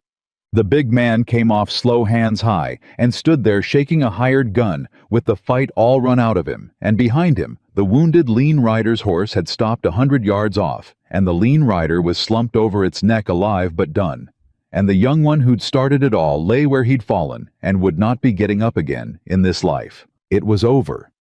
It had taken less than a minute start to finish, and it had cost 3 men, and the whole flat was suddenly terribly quiet. The way a place goes quiet after gunfire, the silence ringing louder than the shots had. Caleb walked to Silas Granger and stood over him and looked down. Granger was not quite gone. His eyes found Caleb's face, and his mouth worked, and blood came with the words. "She's lying." Granger got out. "No letter, no Denver. She's bluffing. You're both finished. County's mine. Deputy judge, all mine." He coughed. You can't beat. "You already lost," Caleb said quietly, and there was no heat in it, no triumph, just a flat truth laid down over a dying man. "You lost the minute you decided she was soft. Every hard thing in this valley, and you looked at Nora Whitcomb and thought she'd be the easy one." He crouched down. "She's the one that killed you, Granger. Not me. Her. You want to carry anything down into the dark, carry that." Whatever Silas Granger carried down into the dark, he carried it out of the sun a moment later, and his eyes went to glass, and he was gone, and the empire he'd built on, forged papers, and frightened men, had ended in the dirt of a mountain he'd ridden up, certain he already owned. Caleb stood and turned, and Nora was still standing where she'd fired from the revolver still up, and he saw that she hadn't lowered it because she couldn't, that her arms had locked and her whole body had gone rigid, and that she was starting now, in the after-quiet, to shake. He crossed to her slow, the way he'd crossed to her the very first day in the storeroom, an arm's length off, not crowding a thing that's been cornered. "Nora," he said, "it's done. You can put it down now." She didn't seem to hear him. Her eyes were still open, still fixed, and they'd gone somewhere far off, and Caleb had seen that look on men after their first killing, the mind gone somewhere else, because it can't yet stand to be where the body is. "Nora," he said again softer. "Look at me. Not out there. Here. Look at me." Her eyes came to his face, and they were huge and dark, and full of something that wasn't quite there yet. "I kept my eyes open," she said. Her voice was very small and very strange. "You told me. Don't close your eyes when the world comes for you. I kept them open, Caleb. I watched him fall. I watched it. And then it hit her, all of it at once, and her voice broke into pieces. "I killed a man. I killed him. Oh God, I killed a man." "You saved my life," Caleb said. "That's what you did. That's the whole of what you did." "I killed him. Look at me." And now he did close the distance, and he put his hands over hers, both of them, over the revolver gently, and he eased her thumb off the hammer and let it down soft, and took the weight of the gun out of her locked fingers one at a time, the way he had the broken bottle 2 weeks before. You didn't murder a man in a storeroom, Nora. You stopped a killer from shooting me in the back. Those are not the same thing. They will never be the same thing. And I need you to hear me say it, because you're going to want to make them the same thing in the long nights coming, and I won't let you. He set the revolver down in the dirt behind him without looking away from her. You hear me? She was shaking hard now, the way she had that first day when the fury ran out and left only the terror behind, and Caleb did the thing he had not let himself do in 9 years. He pulled her in against him and put his arms around her and held her, and she came apart against his chest, all of it, the 2 weeks and the 3 months, and the whole hard year of it. And Caleb Rourke stood in the dirt of his mountain with 3 dead and dying men around him, and held a weeping woman against his heart and did not let go. I've got you, he said into her hair. I've got you. I'm not going anywhere. Cry it out. There's no shame in it. A person ought to weep the first time. It's the ones who don't weep you have to worry about. She cried until she had no more, and then she stood inside his arms, breathing ragged, her face against his chest. And slowly the shaking eased, and the world came back to her, the mountain and the pen, and the man holding her, and she became herself again. She pulled back and wiped her face with the heel of her hand and looked up at him. You kept your promise, she said thickly. What? You didn't get shot before you could say the things you had to say to me. A wet, terrible laugh worked its way out of her. You kept it. You stayed alive. So they're still owing Caleb Rourke those things you meant to say. You don't get out of them by nearly dying. And Caleb Rourke, who had a dead man at his feet, and 2 more to see to, and a wounded rider bleeding on a horse across the flat, and 100 hard practical things pressing in on him all at once, looked down at the woman in his arms, and understood that not one of those hard practical things mattered as much as this. I love you, he said, plain. The way he said everything. That's the thing I had to say. I built a wall up here out of rock and grief, so nothing could ever get in and break my heart again, and I meant to die behind it. And then you climbed right over the top of it in your first week, and I couldn't get you back out, and I stopped wanting to. I love you, Nora Whitcomb. I don't know how to say it fancy. I only know how to say it true. I love you, and if you'll have me, I'd like to stop living where weak people quit breathing and start living somewhere a man's got a reason to. Nora looked up at him. Well, she said, and her voice broke on it, and this time she let it. It's about time. I've been waiting on that since the night you called me Sarah, and I decided I'd make you say my name instead. She reached up and put her hand against his rough cheek. I love you too, you great stupid fool who walks at cougars. I have since about the day the seep ran dry and you told me the truth about the arithmetic instead of lying to make me feel better. Nobody ever told me the truth before. You were the first. She pulled his head down. So yes, I'll have you. Now kiss me before I have to do everything on this mountain myself. And Caleb kissed her there in the low gold light, clumsy and rough, and 9 years out of practice, and she kissed him back, and for one long moment there was nothing on that whole mountain but the 2 of them, and the war was over and won. Then, because they were who they were, they broke apart and went to work, because there were things that had to be done, and neither of them was the kind to leave them. They saw to the big rider first.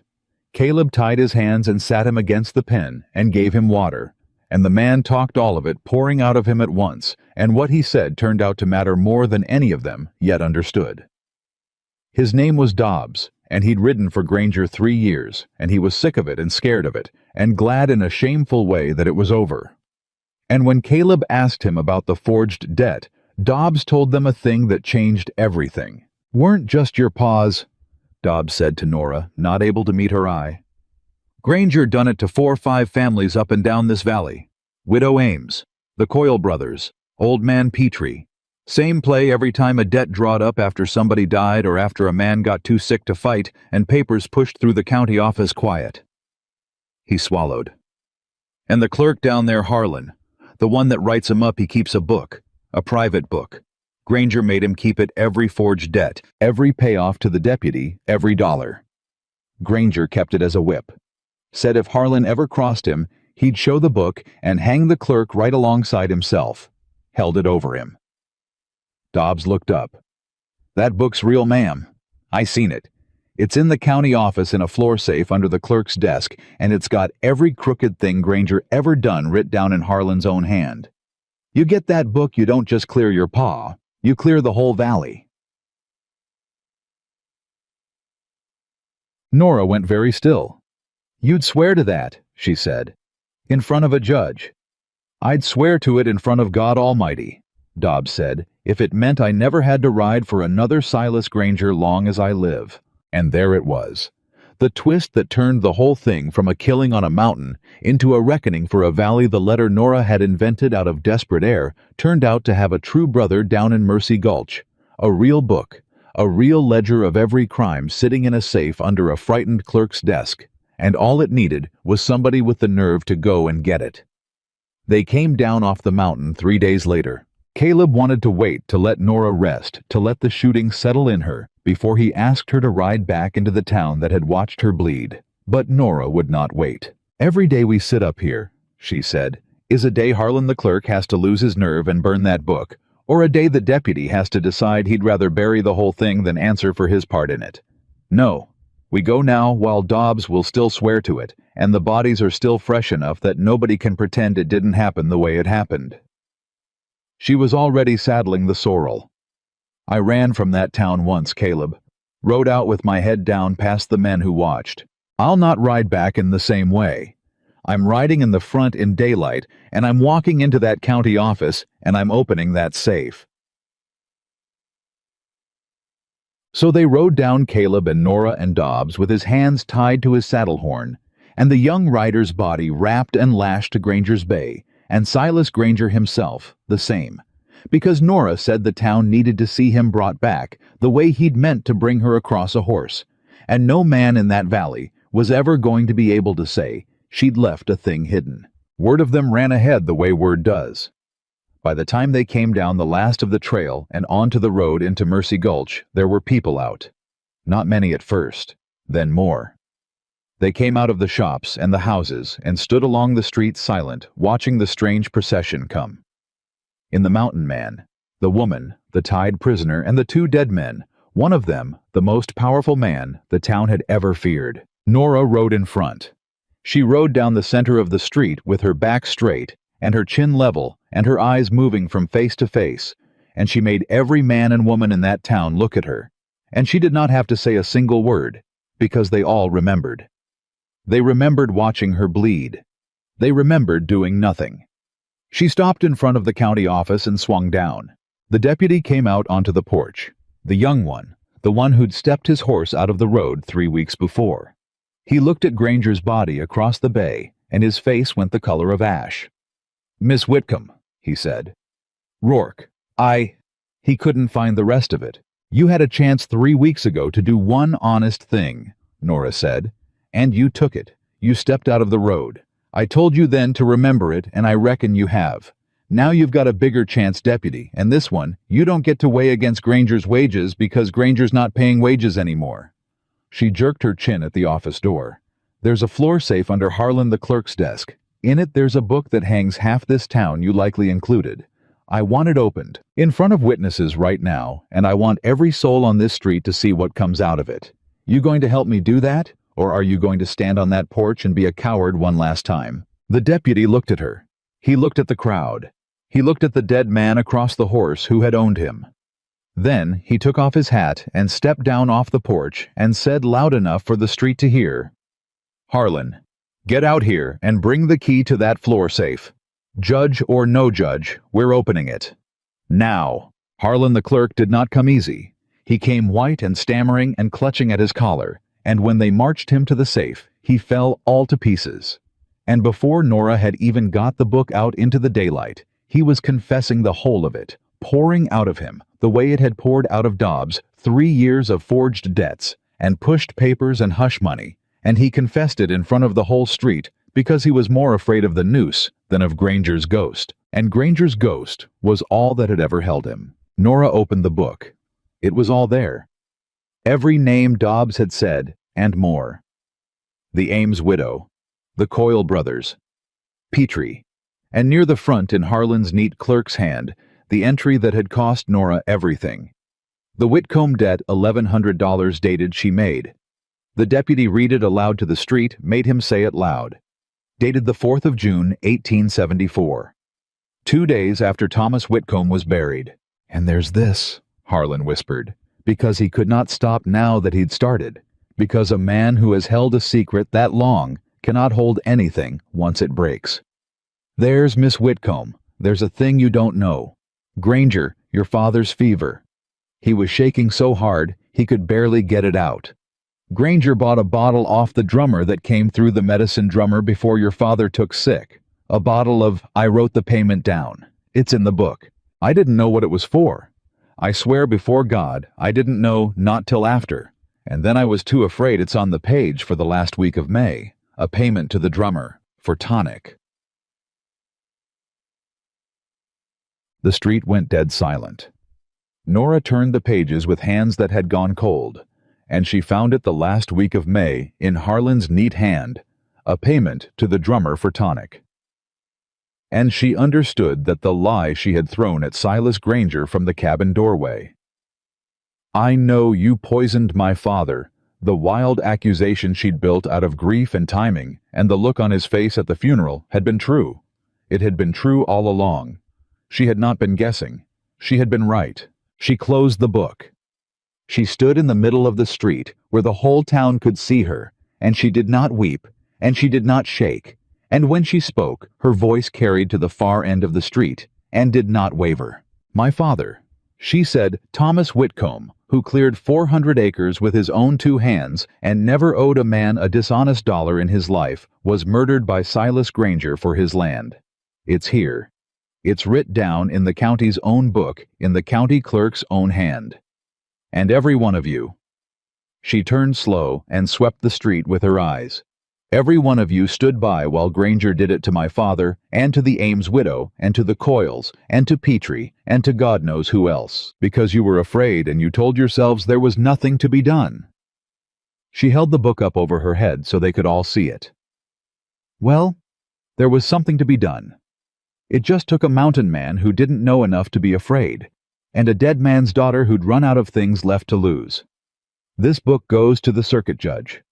Every stolen acre comes back. Every crooked debt gets torn up. And Mercy Gulch is going to have to look at itself in the mirror for a good long while. She lowered the book. That's all I've got to say to you. You can go home now. Nobody went home. They stood in the street a long moment, and then old man Petrie, who'd lost his place to a forged debt 2 years back, and had been living on the charity of his daughter ever since, took off his hat and held it against his chest, and one by one, all down the street, the men of Mercy Gulch took off their hats too for Thomas Whitcomb and for his daughter, and in a shame that had come too late, but had come at last. The circuit judge came through 3 weeks later, and it went the way Nora had said it would. The book was evidence enough, and Harlan's confession and Dobbs's, and the sworn word of every family Granger had robbed. The forged debts were struck down. The Whitcomb bottomland, all 400 acres, was ordered returned to Nora as sole heir, along with the North Fork parcel that had started the whole thing. The deputy kept his neck but lost his star. Harlan went to prison, and the name Silas Granger, which had been a rope over the whole valley for a decade, became instead a thing spoken quietly, the way people speak of a sickness that has finally passed. The judge, an old man with white whiskers and sharp eyes, called Nora and Caleb before him the last day in the crowded courtroom to sign the papers restoring her land. Miss Whitcomb, the judge said, the court finds that the Whitcomb Ranch, 400 acres of bottomland, is yours free and clear, all liens and debts against it being fraudulent and hereby struck.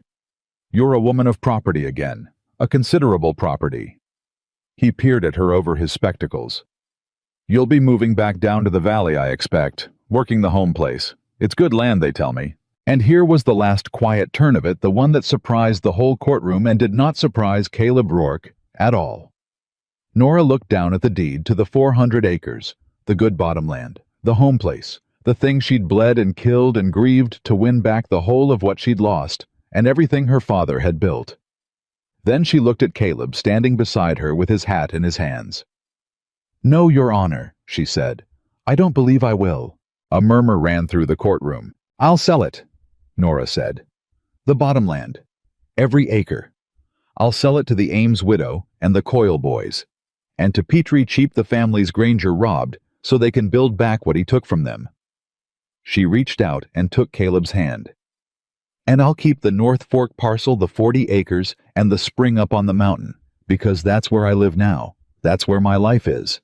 It's high, and it's dry, and it's a hard place, and there's a man up there who told me the truth, when everybody else told me pretty lies, and I'd rather have 40 hard acres beside him than 400 easy ones alone." She looked up at Caleb, and her whole heart was in her face, and she did not care who saw it.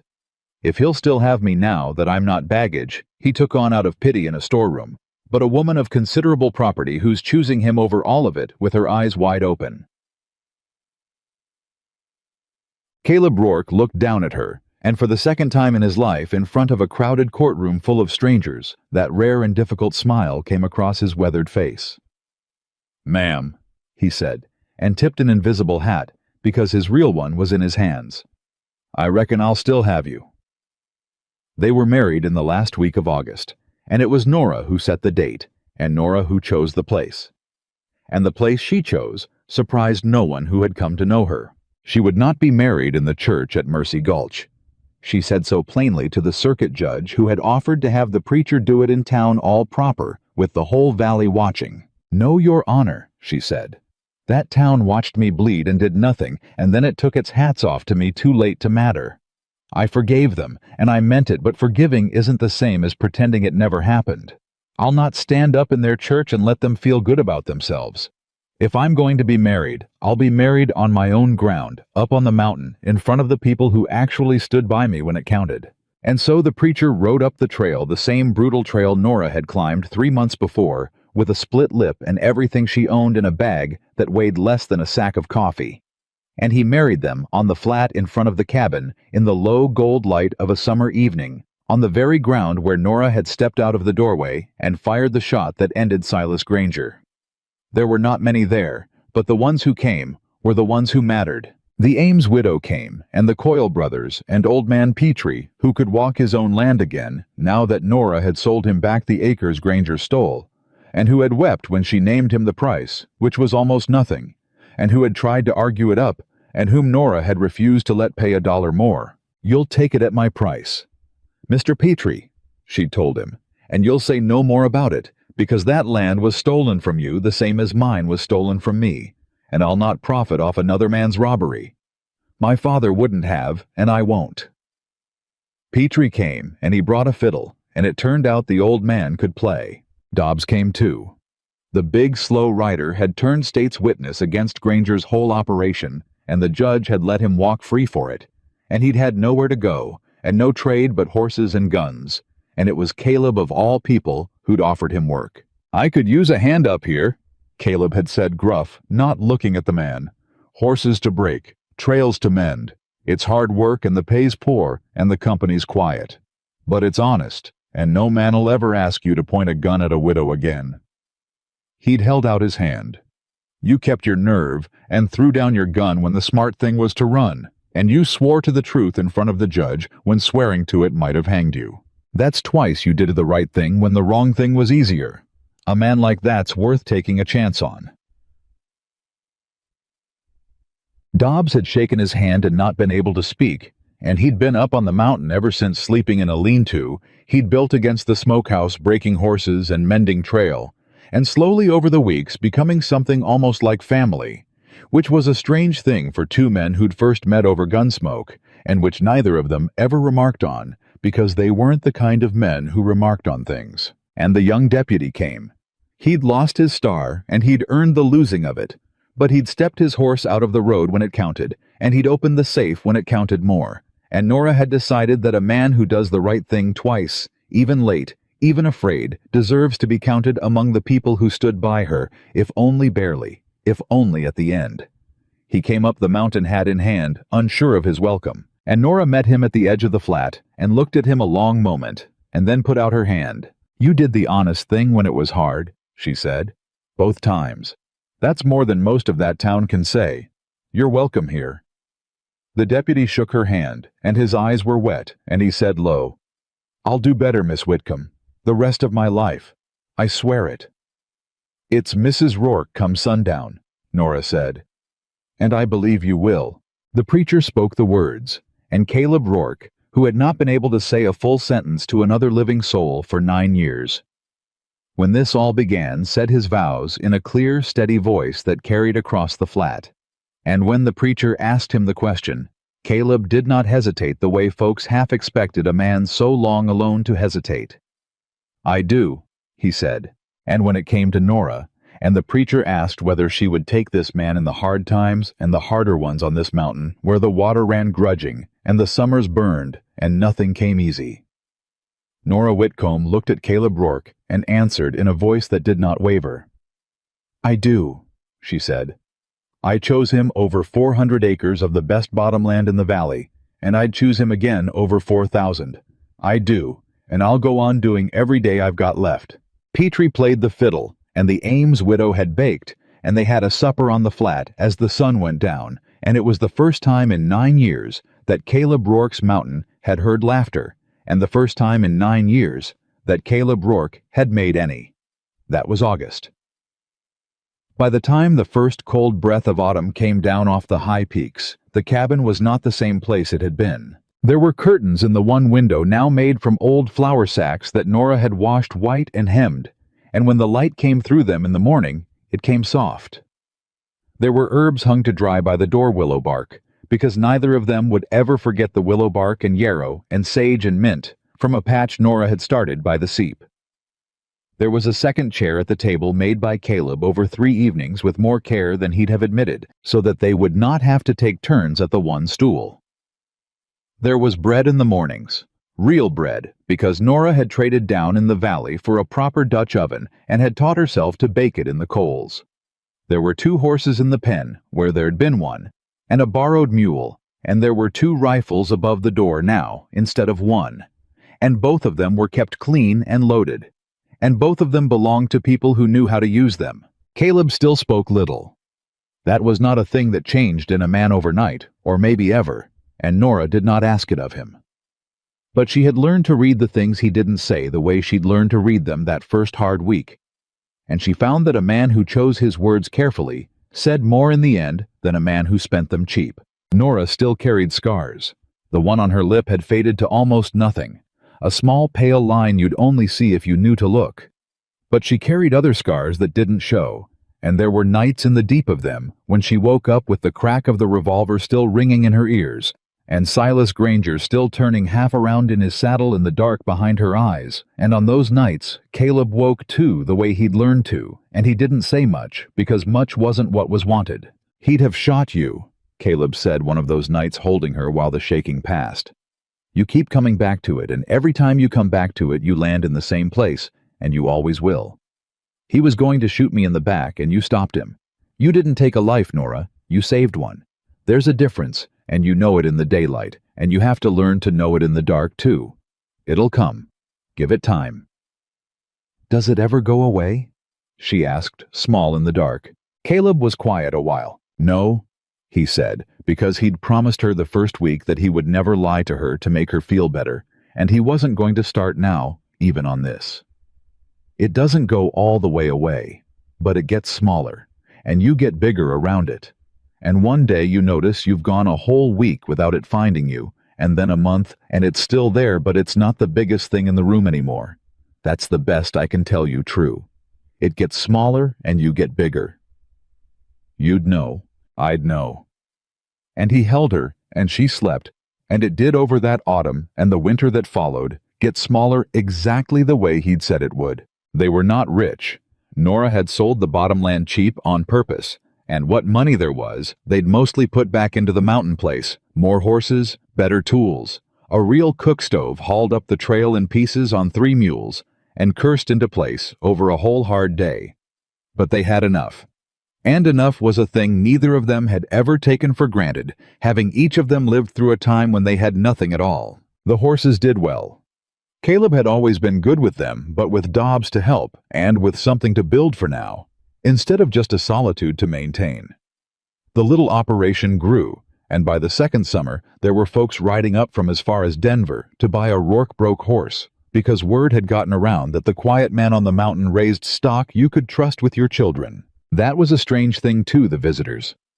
Caleb Rourke, who had come up this mountain 9 years before, precisely, so that he would never have to see another human face, found his flat, crowded through the summers with buyers and their families, and he found to his own considerable surprise that he didn't mind it. Nora minded it for him when he'd had enough. She got good at reading when the quiet had run thin in him, and steering the company along, and between the two of them, they made a place that was known up and down the territory as a place where a traveler was welcome, and a horse was honest, and the coffee was always on. The valley healed too slower the way a valley does. The Ames widow worked her land back to what it had been and better. The Coyle brothers married and brought their brides to the country. Petrie lived 4 more years on his own ground and died in his own bed with his daughter beside him, which was more than Granger would ever have let him have. And at his funeral, which Nora and Caleb rode down for the old man's daughter, took Nora's hands in both of hers, and could not speak for weeping. Mercy Gulch itself was a longer road. A town that has looked the other way for a decade does not become a righteous place overnight, but the young deputy stayed on and made himself into the kind of lawman he'd failed to be at the start, and there came a day, 3 years on, when a cattle broker rode into Mercy Gulch with a scheme in his eye and a forged-looking paper in his saddlebag, and the town. The same town that had watched Nora bleed and done nothing, ran him back out again before sundown, and nobody had to fire a shot, because the men of Mercy Gulch had learned at last, and at a terrible cost, what it looked like when they didn't. Nora heard about it from a buyer come up the mountain, and she sat with it a while, and then she told Caleb over supper. They ran him off, she said. The whole town. Wouldn't let him get started. Old Purdy the storekeeper was the one that spotted the paper for a forgery and raised the cry. Purdy. Caleb's eyebrows went up a fraction, which for him was astonishment. The same Purdy that fetched your bag and couldn't look at you. The same. Nora turned her cup in her hands. I spent a lot of nights hating that town, Caleb. Hating every man that stood along that wall. And I'd have told you they were rotten, clear through all of them, and that people don't change. She looked up. But they did. It took Granger dying and me shaming them in the street and 3 years of the deputy doing his job, but they did. A whole town changed. I didn't think that was possible. Most things are possible, Caleb said, given a hard enough push and enough time. You pushed hard. He reached across the table and put his rough hand over hers. You changed a whole valley, Nora Rourke. Not me. You did it. You walked into that county office and opened that book and made 100 cowards look at what they'd let happen. I just carried the rifle. You did a good deal more than carry the rifle. I bought some salt and some coffee, Caleb said, and I pulled back a curtain, and there was the ghost of that rare smile. Best money I ever spent in my life, and I didn't even come home with the salt. Their first child was born the following spring. A girl in the cabin in a hard labor that frightened Caleb worse than any cougar or any gunfight ever had, because this was the one kind of danger he could not stand between Nora, and the one kind he could not shoot or outwait or outwork.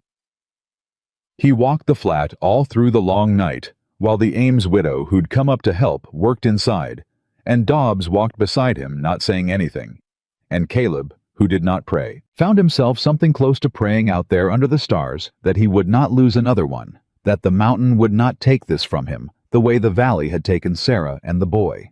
The mountain did not take it. Near dawn, the Ames widow came to the door and said, "You've got a daughter, Mr. Rourke, and your wife is tired, but she's fine. She's strong as a mule and twice as stubborn. Come and see." Caleb went in, and Nora was pale and wrung out and grinning like the sun coming up, and there was a small, furious, red-faced creature in her arms, and Caleb Rourke, who had buried a son 9 years before he ever met this woman, looked down at his daughter and found that his face was wet, and he did not care that Dobbs and the Ames widow saw it. "What'll we call her?" he managed. Nora looked down at the baby, and then up at Caleb, and there were tears standing in her own eyes. "Sarah," she said. Caleb went very still. "I've been thinking on it a long time," Nora said quiet. "Since before I knew whether it'd be a boy or a girl. You loved a woman named Sarah, and a little boy, and they were taken from you, and you came up this mountain to die slow, so nothing could ever hurt you like that again. And then you didn't die. You lived, and you chose me, and you built all this." She looked around the cabin, the curtains, the herbs, the second chair, the whole warm, crowded living heart of it. "I don't want to pretend Sarah never was. She made you the man who pulled back that curtain. She's part of why I'm alive. So if it's all right with you, if it doesn't hurt too much, I'd like our girl to carry her name. Not to replace anybody. To honor her. To say the loving you did before wasn't wasted, it just went on ahead and made room for the loving you'd do after." For a long moment, Caleb Rourke could not speak at all. Then he sat down on the edge of the cot, careful the way you sit down near something precious, and he put one rough finger against his daughter's tiny hand, and the baby's fingers closed around it, and Caleb Rourke wept openly for the second time in his life, and the first had been the day she was born 10 minutes before. "Sarah," he said. "Sarah Rourke." He looked at Nora. "There was a time I thought saying that name would kill me. And now—" His voice broke. "Now it's the best thing anybody ever gave me. That you'd carry her forward like that. That you'd make room." He shook his head, unable. "I don't have the words, Nora. I never have the words with you. But I want you to know it's the finest thing that's ever been done for me. All of it. The name and the girl and the mountain and you. All of it." "I know," Nora said softly, and reached up to touch his wet cheek. "You don't need the words. I learned to read you a long time ago, Mountain Man. I heard every word you didn't say." The years went on, the way years do faster than a body expects. Sarah Rourke grew up on the mountain, born to a saddle the way her mother had been quick and fearless and stubborn as both her parents put together. A brother came 2 years behind her, and they named him Thomas for Nora's father, the man who'd cleared 400 acres with his own hands and never owed a dishonest dollar. And Nora took the boy down to the valley when he was old enough and showed him the bottomland his grandfather had built, and the families who worked it. Now, the Ames place and the Coyle place, and told him the whole story. All of it, the theft and the killing and the reckoning, because she had decided long ago that her children would grow up knowing the truth of where they came from, the hard truth. Not a pretty lie, because pretty lies were what Granger had traded in, and truth was what had beaten him. Caleb taught them both to shoot when they were old enough, the way he'd taught their mother standing behind them, setting their feet the same words every time. "Don't close your eyes," he'd say. "Whatever comes at you in this life, you keep your eyes open and you meet it square. That's the only way through a hard thing. Straight through, eyes open."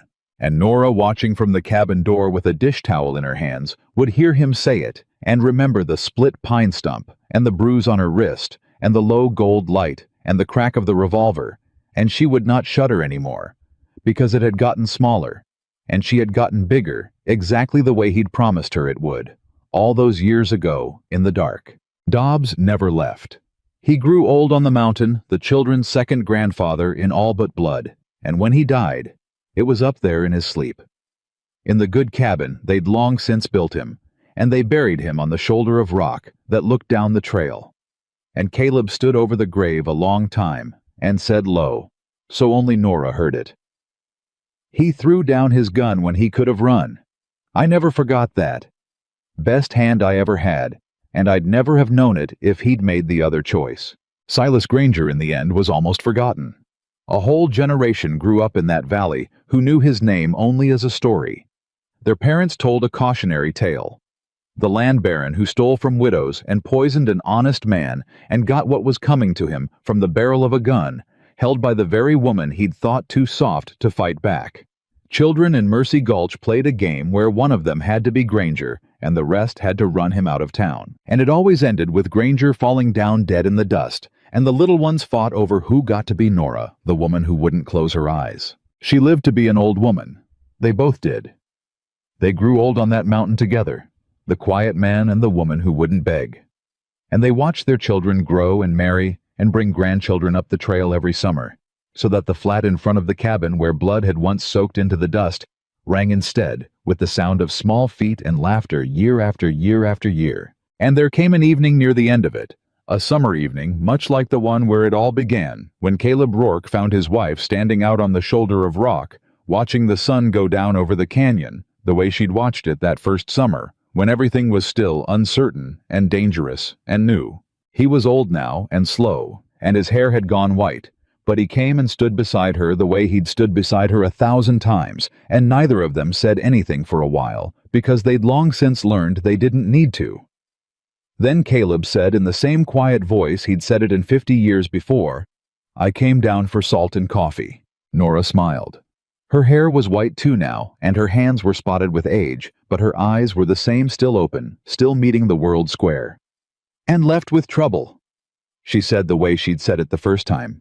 Caleb looked out over the mountain at the horses in the pen, and the smoke rising from the chimney, and the curtains in the window, and the 2 graves on the far shoulder where Dobbs, and one day soon they themselves would lie, and the whole long crowded warm life they'd built up here, out of rock and grief, and a single decision made in a trading post by a man he used to be. He looked at the woman beside him, who had climbed over the wall he'd built to keep the whole world out, and stayed and made a home of the place where he'd come to die. "Best trouble I ever brought home," he said. And Nora Rourke took her husband's old hand in hers, up on the mountain in the last gold light of a summer evening, and understood the way she'd understood for 50 years that survival had never been about being rescued. She had not needed a man to save her. She'd had a broken bottle in her hand and fight enough for 10. What she'd needed, what everyone needs, was the far rarer thing one single person who looked at her when she was bleeding and beaten and refusing to sign, and saw not a victim to be pitied, but a strength to be honored. One person who believed in what she was made of before she'd fully proven it even to herself. Caleb Rourke had ridden down a mountain for salt and coffee and horseshoe nails, and he had pulled back a curtain, and in doing so, he had saved his own life every bit as much as he'd saved hers. And neither of them had ever once regretted a single hard day of the 50 years that followed. They had not been rescued. They had found each other and chosen each other and built something true out of the wreckage of everything that had been taken from them both. And it had lasted, and it had been enough, and it had been more than enough. It had been everything.